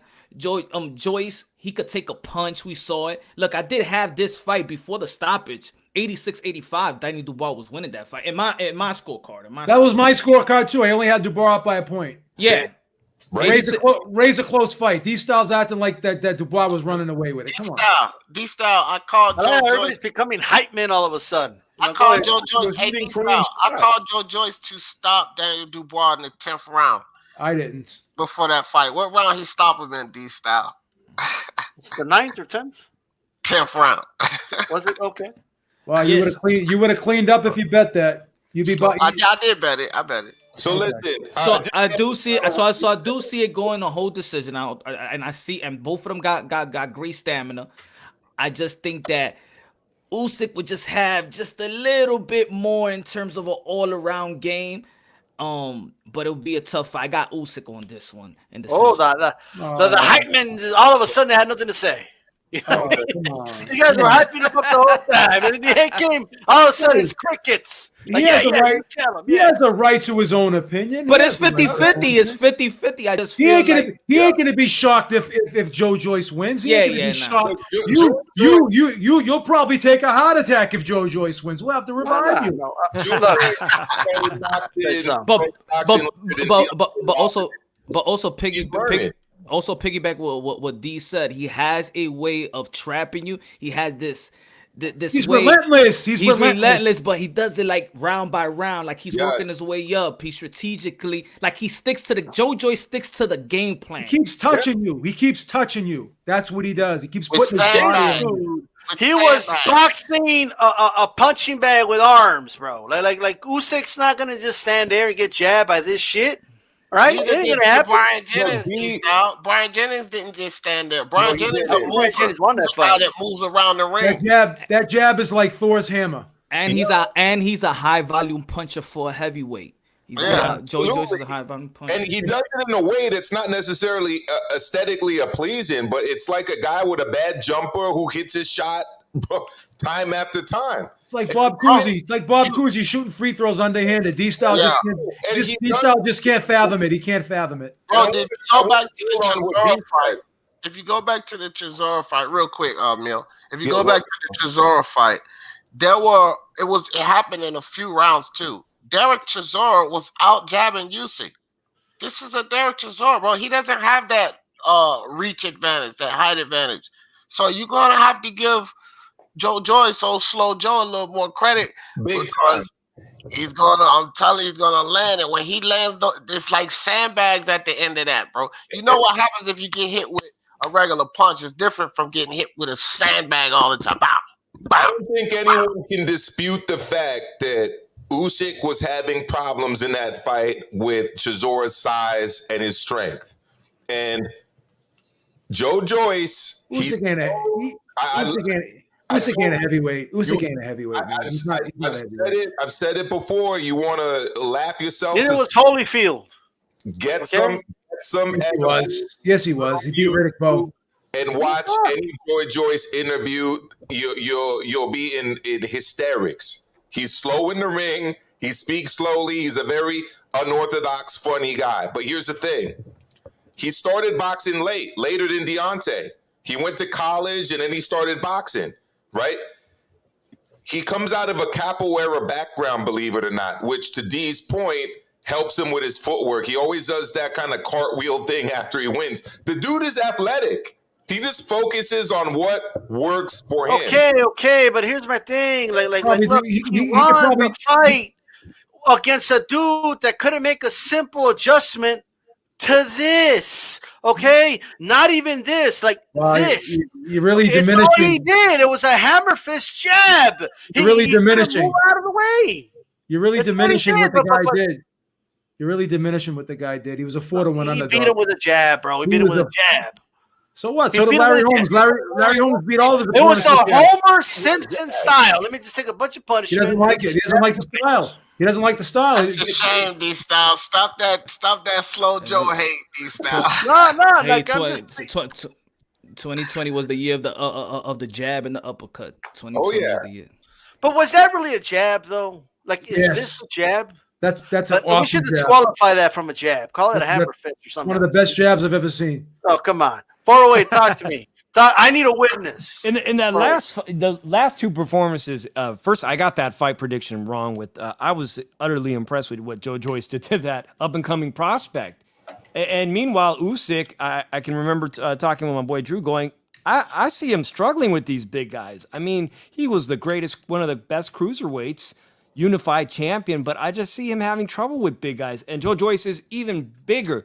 I don't think Usyk will ever knock down or hurt Joyce. Joyce has all the ability to hurt Usyk if he can effectively use his game plan he's going to come up with.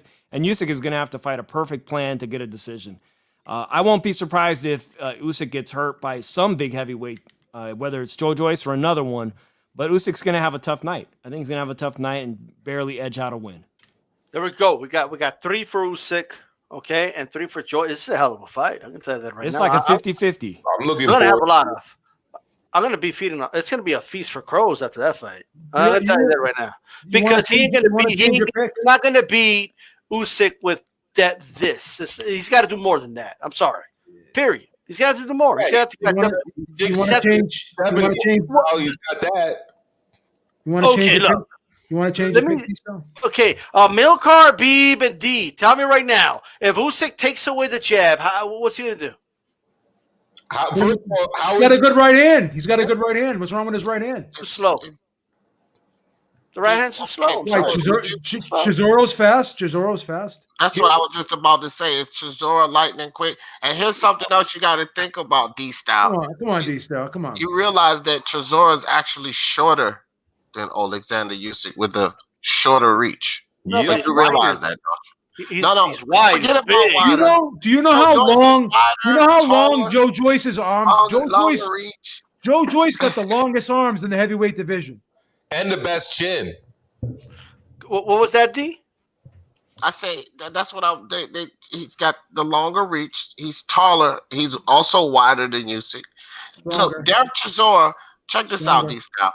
In the second round of that fight, because I was doing commentary, Derek Chisora threw a wild left hook, and Usyk got his gloves up. Even still, Chisora knocked him like 2 feet over into the rope, and he got his glove up and blocked it. Bro, can you imagine that this pounding he's going to take from Slow Joe? They're gonna come slow, but they're gonna land, fam. He's Slow Joe, but they need to rename him Optimus Prime. That's what they need to call Joe Joyce. He's a big unit, man. As they say out in the UK, he's a big fucking unit.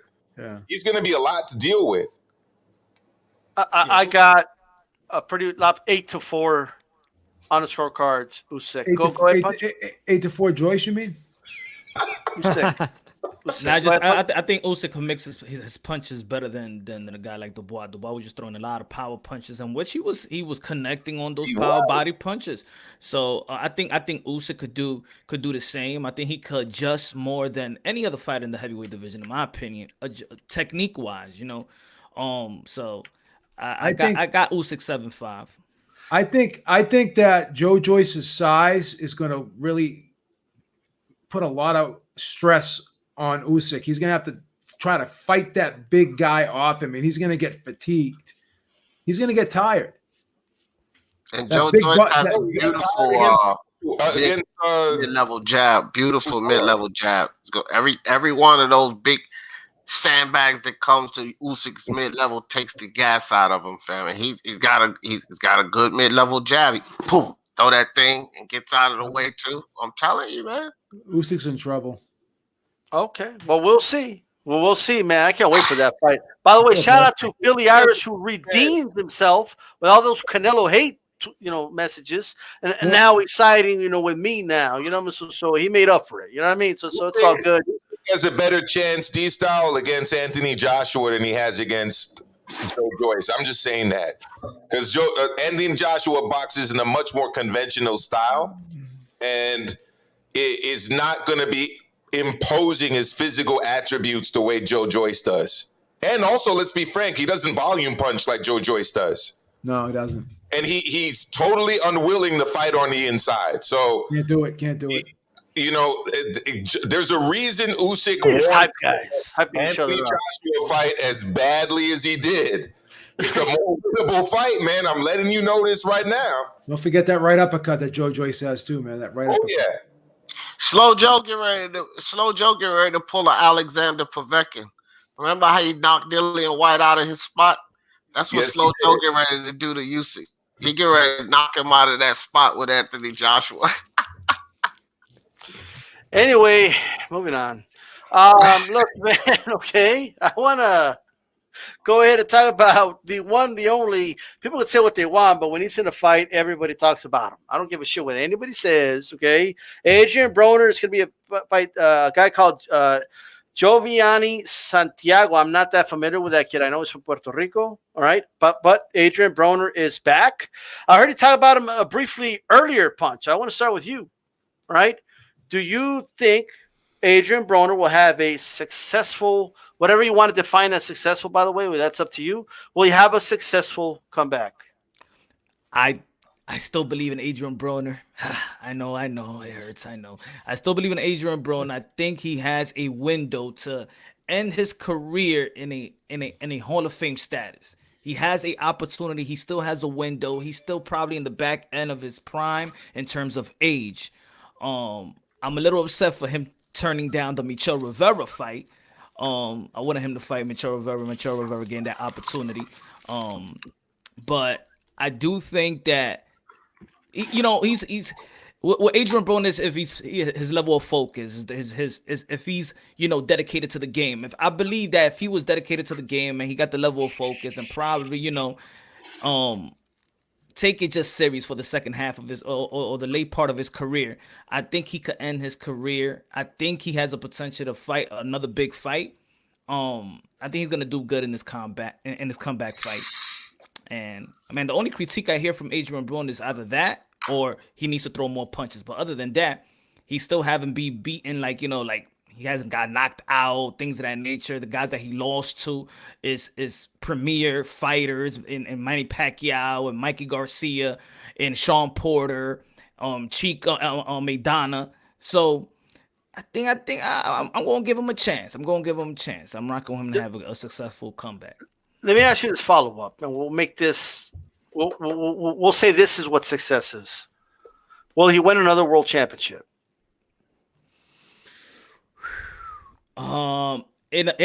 If if these guys move up to 147, I think he'll have a great opportunity at 140.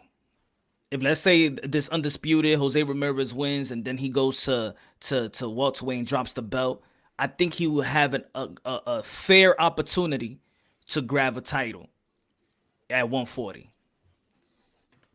Okay, all right. 408. Talk to us. Adrian Broner's back. Adrian Broner 2.0. Yeah, you know, some people might argue that Paulie Malignaggi also beat him and with the jab, so that could be the one of his other losses. D-Style's favorite punch. I was at that fight in Brooklyn. Yeah, and some people might, you know, you could have had it both ways on that one.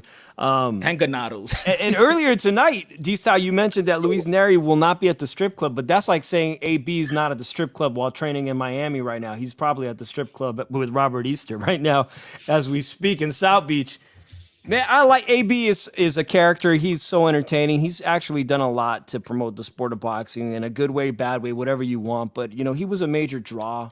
And this comeback fight is going to be easy opposition. The guy he's fighting has had inactivity up to 6 years at one point. The guy took a layoff. So this isn't going to be a real threat. But I think it's real interesting what you guys are saying. Does he still have a title chance at 140? And I don't see that unless, as you just mentioned, they just mentioned that some people move up because that is a heavy stacked division, 140. I mean, it looks to me like he's ducking Regis Prograis, which would be a fantastic fight. But AB definitely needs to get that, shake off that ring rust, and he will entertain. I think it'll be entertaining, and there'll be a lot of people looking forward to see his comeback, whether you're rooting for him or not rooting for him, right? He's polarizing, but he's exciting. D. Jefferson. He's back. What are your thoughts on that? And on AB, of course, but will he win a world title? World title, I'm not sure, man. But I will say this. Adrian Broner, like Punt said, it's not like he was ever just bum or what people call bum. I say low-level fighter. I think Adrian Broner was undisciplined, and he's always an enigma. I don't really listen to that if he lets go of his hands. He was never really a fighter that let go of his hands too much. I don't even know where people... He had a few fights where he threw some good combinations, and then people start hollering if he lets go of his hands. Like, whatever, man. That's not really Broner, right? Even still, though, he's an enigma because it's his level of discipline going into a fight is going to depend on what Broner you're going to get. So he's been in the gym now and he's been doing his thing. He's always been a talented guy. And, you know, say what you want about Broner, but at least he got in there and fought those guys. Like, he got all of these fighters out here that don't want to fight anybody. You can't say Broner didn't fight anybody. Regardless of if he lost or not, he got in there and he fought those guys. And I don't think Santiago's going to, you know, if Broner's dedicated and he trains himself, I know the ring rust and everything, but he's one of these fighters, you know, he never took great punishment, right? Broner never took great punishment in the ring. So I think he'll come back and win this fight. As far as being a champion, I'm not sure, man. I'm not sure. I don't think he beats Regis. Zepeda. I don't think he beats Zepeda. I don't know. I don't know about a champion. I'm not sure about that. Oh, wow. Okay. All right. Milcar, talk to us. He's back. What are your thoughts on Adrian Broner being back? Obviously, you know, has a fight, but will he be successful? I think that Adrian Broner brings a lot to the sport of boxing in terms of entertainment value and in terms of being in competitive, interesting fights. I've never seen a bad Adrian Broner fight. I'm just gonna say that. Like, you could talk about Adrian Broner back to the Ponce de Leon fight, which was kind of controversial, I think. But guess what? It was an exciting fight. The Malignaggi fight was the exciting fight. Not only was that fight exciting, the preamble and the post-fight were both fucking exciting, right? You guys will probably remember that he was calling out Malignaggi, saying that he fucked his girlfriend and all types of different things. Like, this dude is a character, man, and when he's involved in the promotion... That's my side piece. Yes. Exactly. So him and McDonough humping each other and everything. I give it to Broner for that. Like he's always gonna have me tuning into his fights. Now, you know, my people come off the plantation, and usually I'm with my Caribbean people, but I don't know much about this dude. You know, it's tough to believe in. You know, el poder de la caña, right? Is what we used to cut back in the day. That la caña de azúcar and the tobacco, and you know, usually I'd be telling you how this is good preparation for, but I don't know much about this dude, man. I'm not gonna lie, I don't know. I can't really co-sign my Caribbean brother. I'm gonna have to speak to Kano Loco Sports about this guy, because I don't really know much about him. And my thing right now is he's probably brought in to lose. You know, can he pull the upset? I don't know, because really I don't know much about this guy. Honestly, D-Style, I didn't even know that they found a new opponent for Broner until you just told me. So, will he win a world title? I mean, does the WBF count, or the IBC and IBO? And you know, Ricky Haddon used to call himself champ for years when he was repping the WBF. So I don't know. Does that count? He might get an email belt. I don't know. Right? Is he going to win a legit world title? I don't think so. But I'll tell you this: anytime Adrian Broner fights, I will watch. And it will most likely be an entertaining fight. All right. B, what are your thoughts on him being back? You know, and do you think it's a good thing that he's back? And do you think he'll be a world champion again? You know, it's a good thing that he's back for his own sake, because obviously he needs to make money, but also he needs to have something to do with himself to keep himself out of trouble. You know, I don't root against Adrian Broner. I actually feel sorry for the guy. I think deep down inside, I don't think he's a bad person. I don't think he's a malicious person. I just think he's got a lot of issues, just like most people do. Hopefully he can deal with that stuff. I don't think he'll ever be world champion again. I just don't see it. If he does, then that would be great for him. But I just think that, you know, he's been in fights with like Vargas, and you know, he's been in fights with Granados, and I thought he lost both those fights. You know, he shouldn't be struggling with those guys. And I thought he struggled with them. So he hasn't looked good in a while. I didn't give him, I don't think I think when I scored the Manny Pacquiao fight, I think I had that fight a shutout. I just don't see him being effective at the top level. He's not even effective anymore at the level underneath the top level. At the mid level, he's not even really that effective anymore. So obviously, he needs to take a fight like this because he's been off for a while, and he needs a soft touch to come back with. I understand it, but what's the plan? I think what he's going to do is just try to keep busy and make money, and I don't think he's going to really take on the tough challenges. But it's ironic though, because a lot of these big names are still calling him out, because he's still a big name. I mean, he still does draw a lot of attention. People still like to see this guy. They like his persona. They like his personality. So I think he could still make money. So should he continue to fight? Yeah, because he can still make money doing it. Hopefully he can hold on to that money though. That's what needs to happen.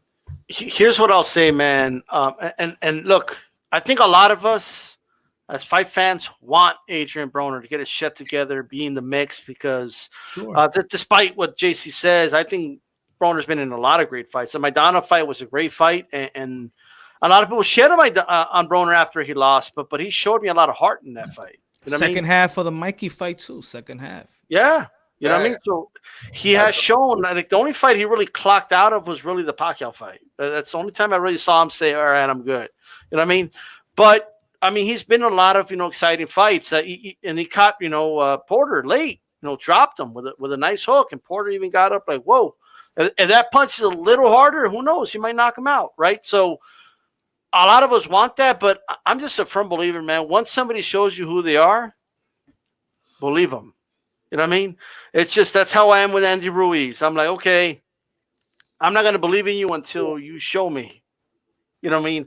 And I'll come back, and I'll gladly get back in the bandwagon. Adrian Broner needs to show me consistency. He needs to show me discipline in order for me to jump on the bandwagon. As of right now, I'm as pessimistic as possible, right? and I'm fairly confident that Adrian Broner is going to go downhill. I think he's going to look good for a fight or two, and unfortunately, I think it's going to fall off. I think we're gonna see more headlines. Adrian Broner did this. Adrian Broner got pulled over. Adrian Broner talked to the judge. Adrian Broner, I don't know. Okay, we're gonna hear a lot of stuff about Adrian Broner, in my opinion. But hopefully, I'm wrong. This is not something I want to be right about, but that's what I believe. All right. Not much faith in the guy. Can I ask you a question? Sure. How much slack do we give fighters? I mean, at the end of the day, these guys get punched in the head for a living. Sure. Like I come to terms where I'm not looking at fighters to be this constant professional human being that has to live a perfect life. Like, these guys are molded to destroy another person. This is what they do, to turn it off and turn it on, and then take care of everybody else in their family. A lot of these fighters come from unfortunate background. And I think when it comes with Adrian Broner and a lot of these fighters, I try to understand their mentality. I try to understand that they're not always up there in their head. Look, Adrian Broner started at the age of 10. How many sparring? How many camps? How many, even the goody two-shoes guys like Chavez has substance abuse, like Oscar De La Hoya, like Sugar Ray Leonard, the guys that was portrayed like they perfect. They all go down the same route, So I think with Adrian Broner, probably I found this type of trying to understand the guy. Like, these fighters ain't perfect. I can't they get hit in the head too much, man. I don't know. So I ask y'all, what's the leeway y'all give to these guys? Like, I give a lot of leeway. Well, I don't judge the guy personally, but I'm just basically calling it like I see it. Like, I hope that everything works out for him. Obviously, it's hard sometimes because you got guys that aren't used to making a lot of money. You got guys that really haven't had great father figures in their lives. They haven't had the best situation coming up. So obviously, I take all that into account. You know what I mean? But at the end of the day, I think that, you have to come to a crossroads as a boxer. Sometimes you have to, you either go that one way or you go the other way. You know what I mean? You're a product of your environment, but you can't let your environment control you for the rest of your life. You have to be able I agree with you, Joe, but you have to break free of that. So in my case, I'm speaking from the perspective of a civil servant. I'm a public school teacher. I boxed when I was an amateur, but guess what? I had a backup. I could go to grad school. I had another job I could do. I had another way to put food on my table. A lot of these guys, they don't really have that. I went to college. I got something to fall back on. A lot of these guys we talk about, they don't have that. So I understand exactly where Punk Drunk is coming from. It's like, we criticize Broner and he goes away and he comes back. And then we have this discussion about, where is he going and what is he doing right now? But if you really think about it, other than boxing, what does Adrian Broner legitimately have? Well, that's why he's got to cherish boxing, and he's got to that gives him an incentive to even more to make the right decisions. Like, you know what, guys? It's like, okay, so I don't know if anybody ever seen this movie Friday Night Lights with Billy Bob Thornton. Yes. The Booby Miles situation, right? Like, they're kids, bro. So we take the perspective of, how kids their brains are like computers, right? And it has to be programmed. Well, these kids' brains are pretty much programmed boxing. That's it. Boxing. This is their life from when they're kids, right? And this is all they know, right? We grow up, us as analysts, we've been involved I've been to countries in Europe. I've been outside of the United States plenty of times, and we've had our experience, but these kids just know boxing. They don't know business. They don't know the politics of the sport. They don't know money management. They know boxing. And then when they turn 27, 28, and everything's been boxing, people will say, well, come on, man, he's a 30-year-old man. No, really, he's an immature boxer because he never got to experience life. The only reason we know life is because we've experienced it. They've experienced boxing Football players experience football and so forth and so on. And you wonder how they grown men, how could they blow through their money? Because they're immature. And all they've been through is football, fucking partying, football, basketball, partying, boxing, partying, boxing. Not to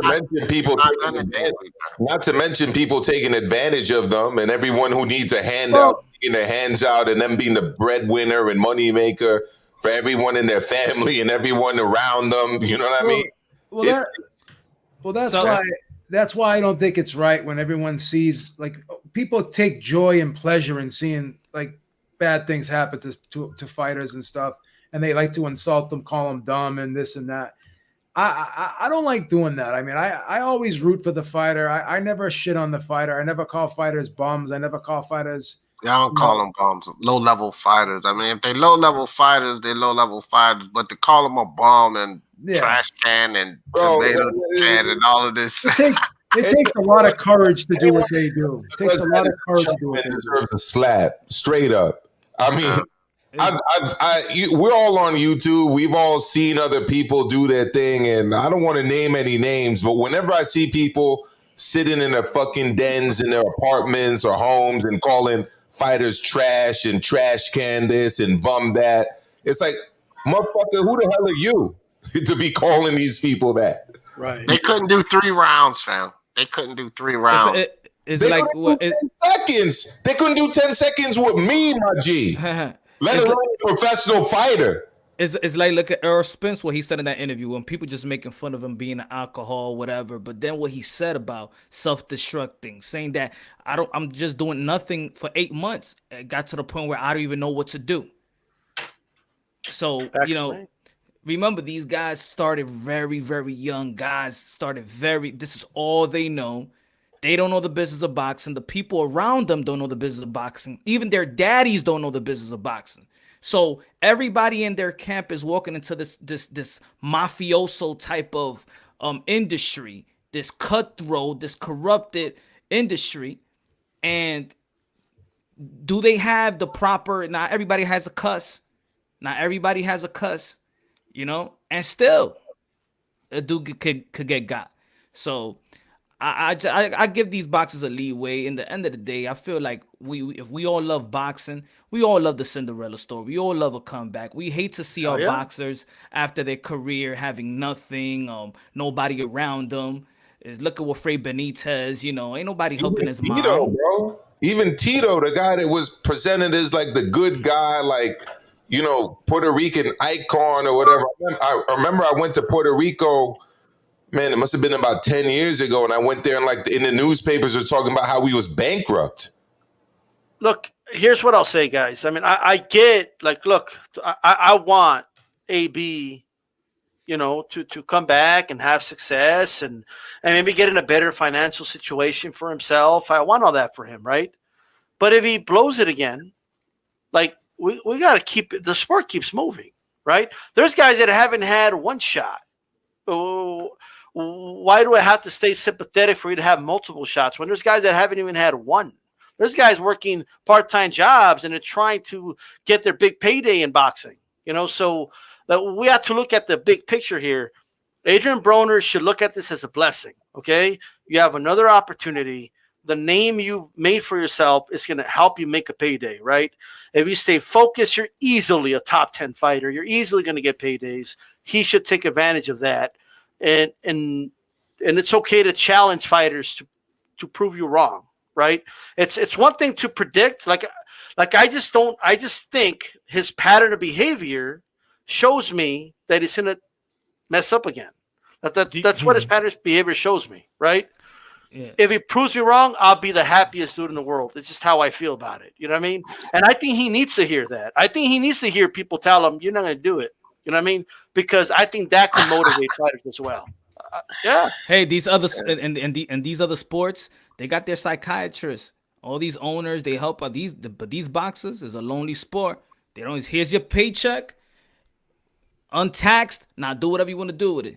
Yeah, it's not enough money in this sport for all of that. Yeah, Anthony Joshua sought out a sports psychiatrist after his loss, and we could see what effect that had. That had a positive effect on the rematch. But Punch Drunk, you brought this great topic up, but I want to say that I draw the line when you see boxers. I mean, it's one thing to have substance abuse issues and, the DUIs and whatnot, but I can't defend people like when you catch Gervonta Davis grabbing his woman by the throat. I'm across the line there. I'm not going to advocate and support Kovalev, who's been convicted of sexual assault and doesn't pay whatever money he owes the woman in the civil Billy case. Joe? Billy Joe Saunders. I'm not going to root for guys like that. I most definitely would never root for someone who possibly caused harm to a child. But the substance abuse issue stuff, all that kind of stuff, the recklessness, the gambling, we're all guilty of that in some way or another, right? They're just human beings, like you say. They're all just human beings. We can't put this title on them that they have to hold themselves up to a higher standard. They're just human beings, just like you and I. Look, here's what I'll say before we wrap it up, and I will do final thoughts in a little bit, but that's why I keep telling people, man, like, that's why Saul Canelo Alvarez is great, and that's not hyperbole. Like, this guy's been making $30 million per fight, $20 million plus, and he's still hungry, and he's still in the gym, and he's still trying to challenge himself. I got to hear people tell me that this guy doesn't want to challenge himself. He could have just told the zone, "Oh, you're going to pay me $35 million to box Conor McGregor? Oh, okay. You're going to pay me $35 million to box Masvidal? That's what you call premium opponent? Sure, why not? $35 million a pop? Easy work, let's do it." But no, he fought them. He got out of that deal because he wanted to challenge himself and fight better opposition. No one gives him credit for that. Nobody. The fact is that's who they wanted him to fight. Okay? Point. And he got himself out of that situation. That's all I want to say. All right? And in 6 months, he's going to be having already 3 fights. So he's as hungry and he's going to be more seasoned than prospects right now. He could have 4 fights in the span of 12 months because if you get that May, you're going to get that Feb, going to get that May, going to get the September. He just finished in December. That's 4 fights within 12 months. This guy is seasoned. That's why I don't see nobody beating him. Well, there you go. All right, guys, let's do some final thoughts. Let's start with Maestro. Give us some final thoughts, brother. You always start with me, D-Style. At least it feels that way. Anyways, look, pleasure to be on here with everybody. Punch Drunk Boxing. Nice to be on this podcast with you, my brothers. I've really enjoyed it. My man D over there really enjoyed it. Joe, always a pleasure to be on with you. Dave, 408, always a pleasure to be on with you, man. D-Style called me out on my bullshit, and I said I was going to get a YouTube thing started. I said I was going to put up streams and videos and do all these things. I'm finally starting to roll it out. So if you guys could check out my channel, you just look up Maestro A. All right, I'm getting the shit out there now. I'm doing a live thing at 5 Monday, Wednesday, Fridays. You also catch me on Leave It in the Ring with Dave Duenes, the OG in this. Monday nights, 8 p.m. Eastern, 5 p.m. Pacific time. I'm doing live at 5 p.m. Eastern, Monday, Wednesday, Friday. I'll be on tomorrow, actually. I'm going to be talking about the heavyweight division in 2021 and whether it's fair to kind of we're shitting on it. A lot of people are comparing it to 2011, 2001, 1991, 1981. Is it really that bad compared to those times? I don't know, but I'm going to talk about it and we'll see where it goes. So look, thanks D-Style and everybody else on this panel. It's been a pleasure. I always enjoy talking boxing with everybody. Absolutely. Joe Habib from Ringside Reporter. Give us some final thoughts. Every Thursday I really love doing this because I just love seeing and listening to everyone's perspective here. Good debate on the show, as always, good topics. And I think, we have a lot of good fights, so we'll have tons of stuff to talk to in the future. So I'm just looking to continuously come back here on Thursdays and just chop it up with you guys. All right. From the Shoe Shine, 408. Oh, D-Style, thanks for having me back, man. I just want to say, I've been talking boxing for like 2 years on the old Periscope app from Twitter, and they're shutting that down. So I'm really thankful that you guys found me, that David found me, brought me aboard, because I'm really enjoying being a part of this community. My YouTube channel, I just launched it, so I'll be live streaming on there as well. I'm going to post that in the link. But you can also make sure you guys download Pandora app or download where you go on iTunes, because I am part of the Leave It in the Ring network and my podcasts have been posted there. My final thoughts. I can't believe how much we have to look forward in 2021. Despite not being able to attend live fights for the most part where I'm in California, there's going to be a lot of entertainment in this COVID era. And it gives us something to look forward to, whether we're discussing it in the chat or participating by putting on our own content, man. Just really thankful, guys. I'll be posting my show right now in the chat. And D-Style, thanks a lot. Pleasure, guys. Thank you very much for having me on tonight. Absolutely. D. Jefferson, the Mano Ginobili of the roundtable. Like, he just comes in, like, you know what I mean? Like, anytime. What's going on, bro? Talk to us. Final thoughts. What's up? Appreciate you having me on D-Style. Joe, Maestro, my man Punch Drunk Dave. Good meeting you, bro. Good talking to you. Hey, this is a great show, bro. I love this roundtable. Stephen Fulton. Watch out for Stephen Fulton. 25, right? Benavidez. Who cares, bro? Like, I'm tired of Benavidez. I'm tired of people even talking about Benavidez. You know, whether it be in the Jamal conversation. Look, this guy had a belt twice and blew it. That's what I want everybody to think about. He had a belt twice and blew it both times. He didn't lose it. He blew it. The hell with Benavidez. Plant, Caleb Truett. That fight is fooey. You need to do better than that, man. But hey, outside of that, man, great discussion. Anytime, D-Style, hit me up. I love it. All right, and the one, the only Punch Drunk, a.k.a. Mr. Moonshine. Talk to us, man. Give us some final thoughts, brother. A.k.a. El Adobo, A.k.a. El Sazón of the YTBC, ladies and gentlemen. Thank you, D-Style, Joe, Dave, D, Maestro. Yo, boxing is good. Whoever tells you that boxing is dead, they lying, man. The flyweight, Tanaka, Ioka. 22, you got Fulton, Neri. You got, the 130-pound division is stacked. The 135-pound division is stacked. 140 undisputed. Welterweight division, 154, one way of undisputing. We got 160. We got legitimate champions in Triple G and Charlo and Demetrius Andre. 168. Canelo, Plan, Benavidez. We have also the emerge of Edgar Berlanga. 175. Bivol Better Be the undisputed, the Bridgeweight. But anyway, we gonna keep on going. Look, yo, boxing is good. Boxing has great momentum. People should just, and women boxing as well. Cecilia Breakers fighting Jessica McCaskill again. 2 on the same night of Chocolatito and Estrada. Boxing is good. Boxing is great. Don't let nobody tell you that boxing is dying. It's living. It's our job to keep it alive. True hardcore boxing fans, keep it unbiasedly, logically, and objectively. Yo, that's why we got to do it, man. We saving the sport of boxing. We keeping it alive. The YTBC is up to us. Speak the truth. And, thank you for this platform. It's beautiful discussing boxing, having dialogues instead of just debating, trying to. It's all respect here. I love the conversation.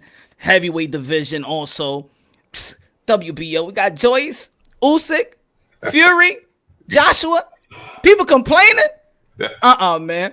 This ain't no 2015 and where people was like, oh my God, what's happening next? What's going to be next after Pacquiao and Mayweather? Nah. We got so much things. Hey, Bud, Spence, you don't want to give it to us? Don't worry. There's a lot of great fights in all divisions. And women boxing. I'm good with boxing. I'm good. I'm great.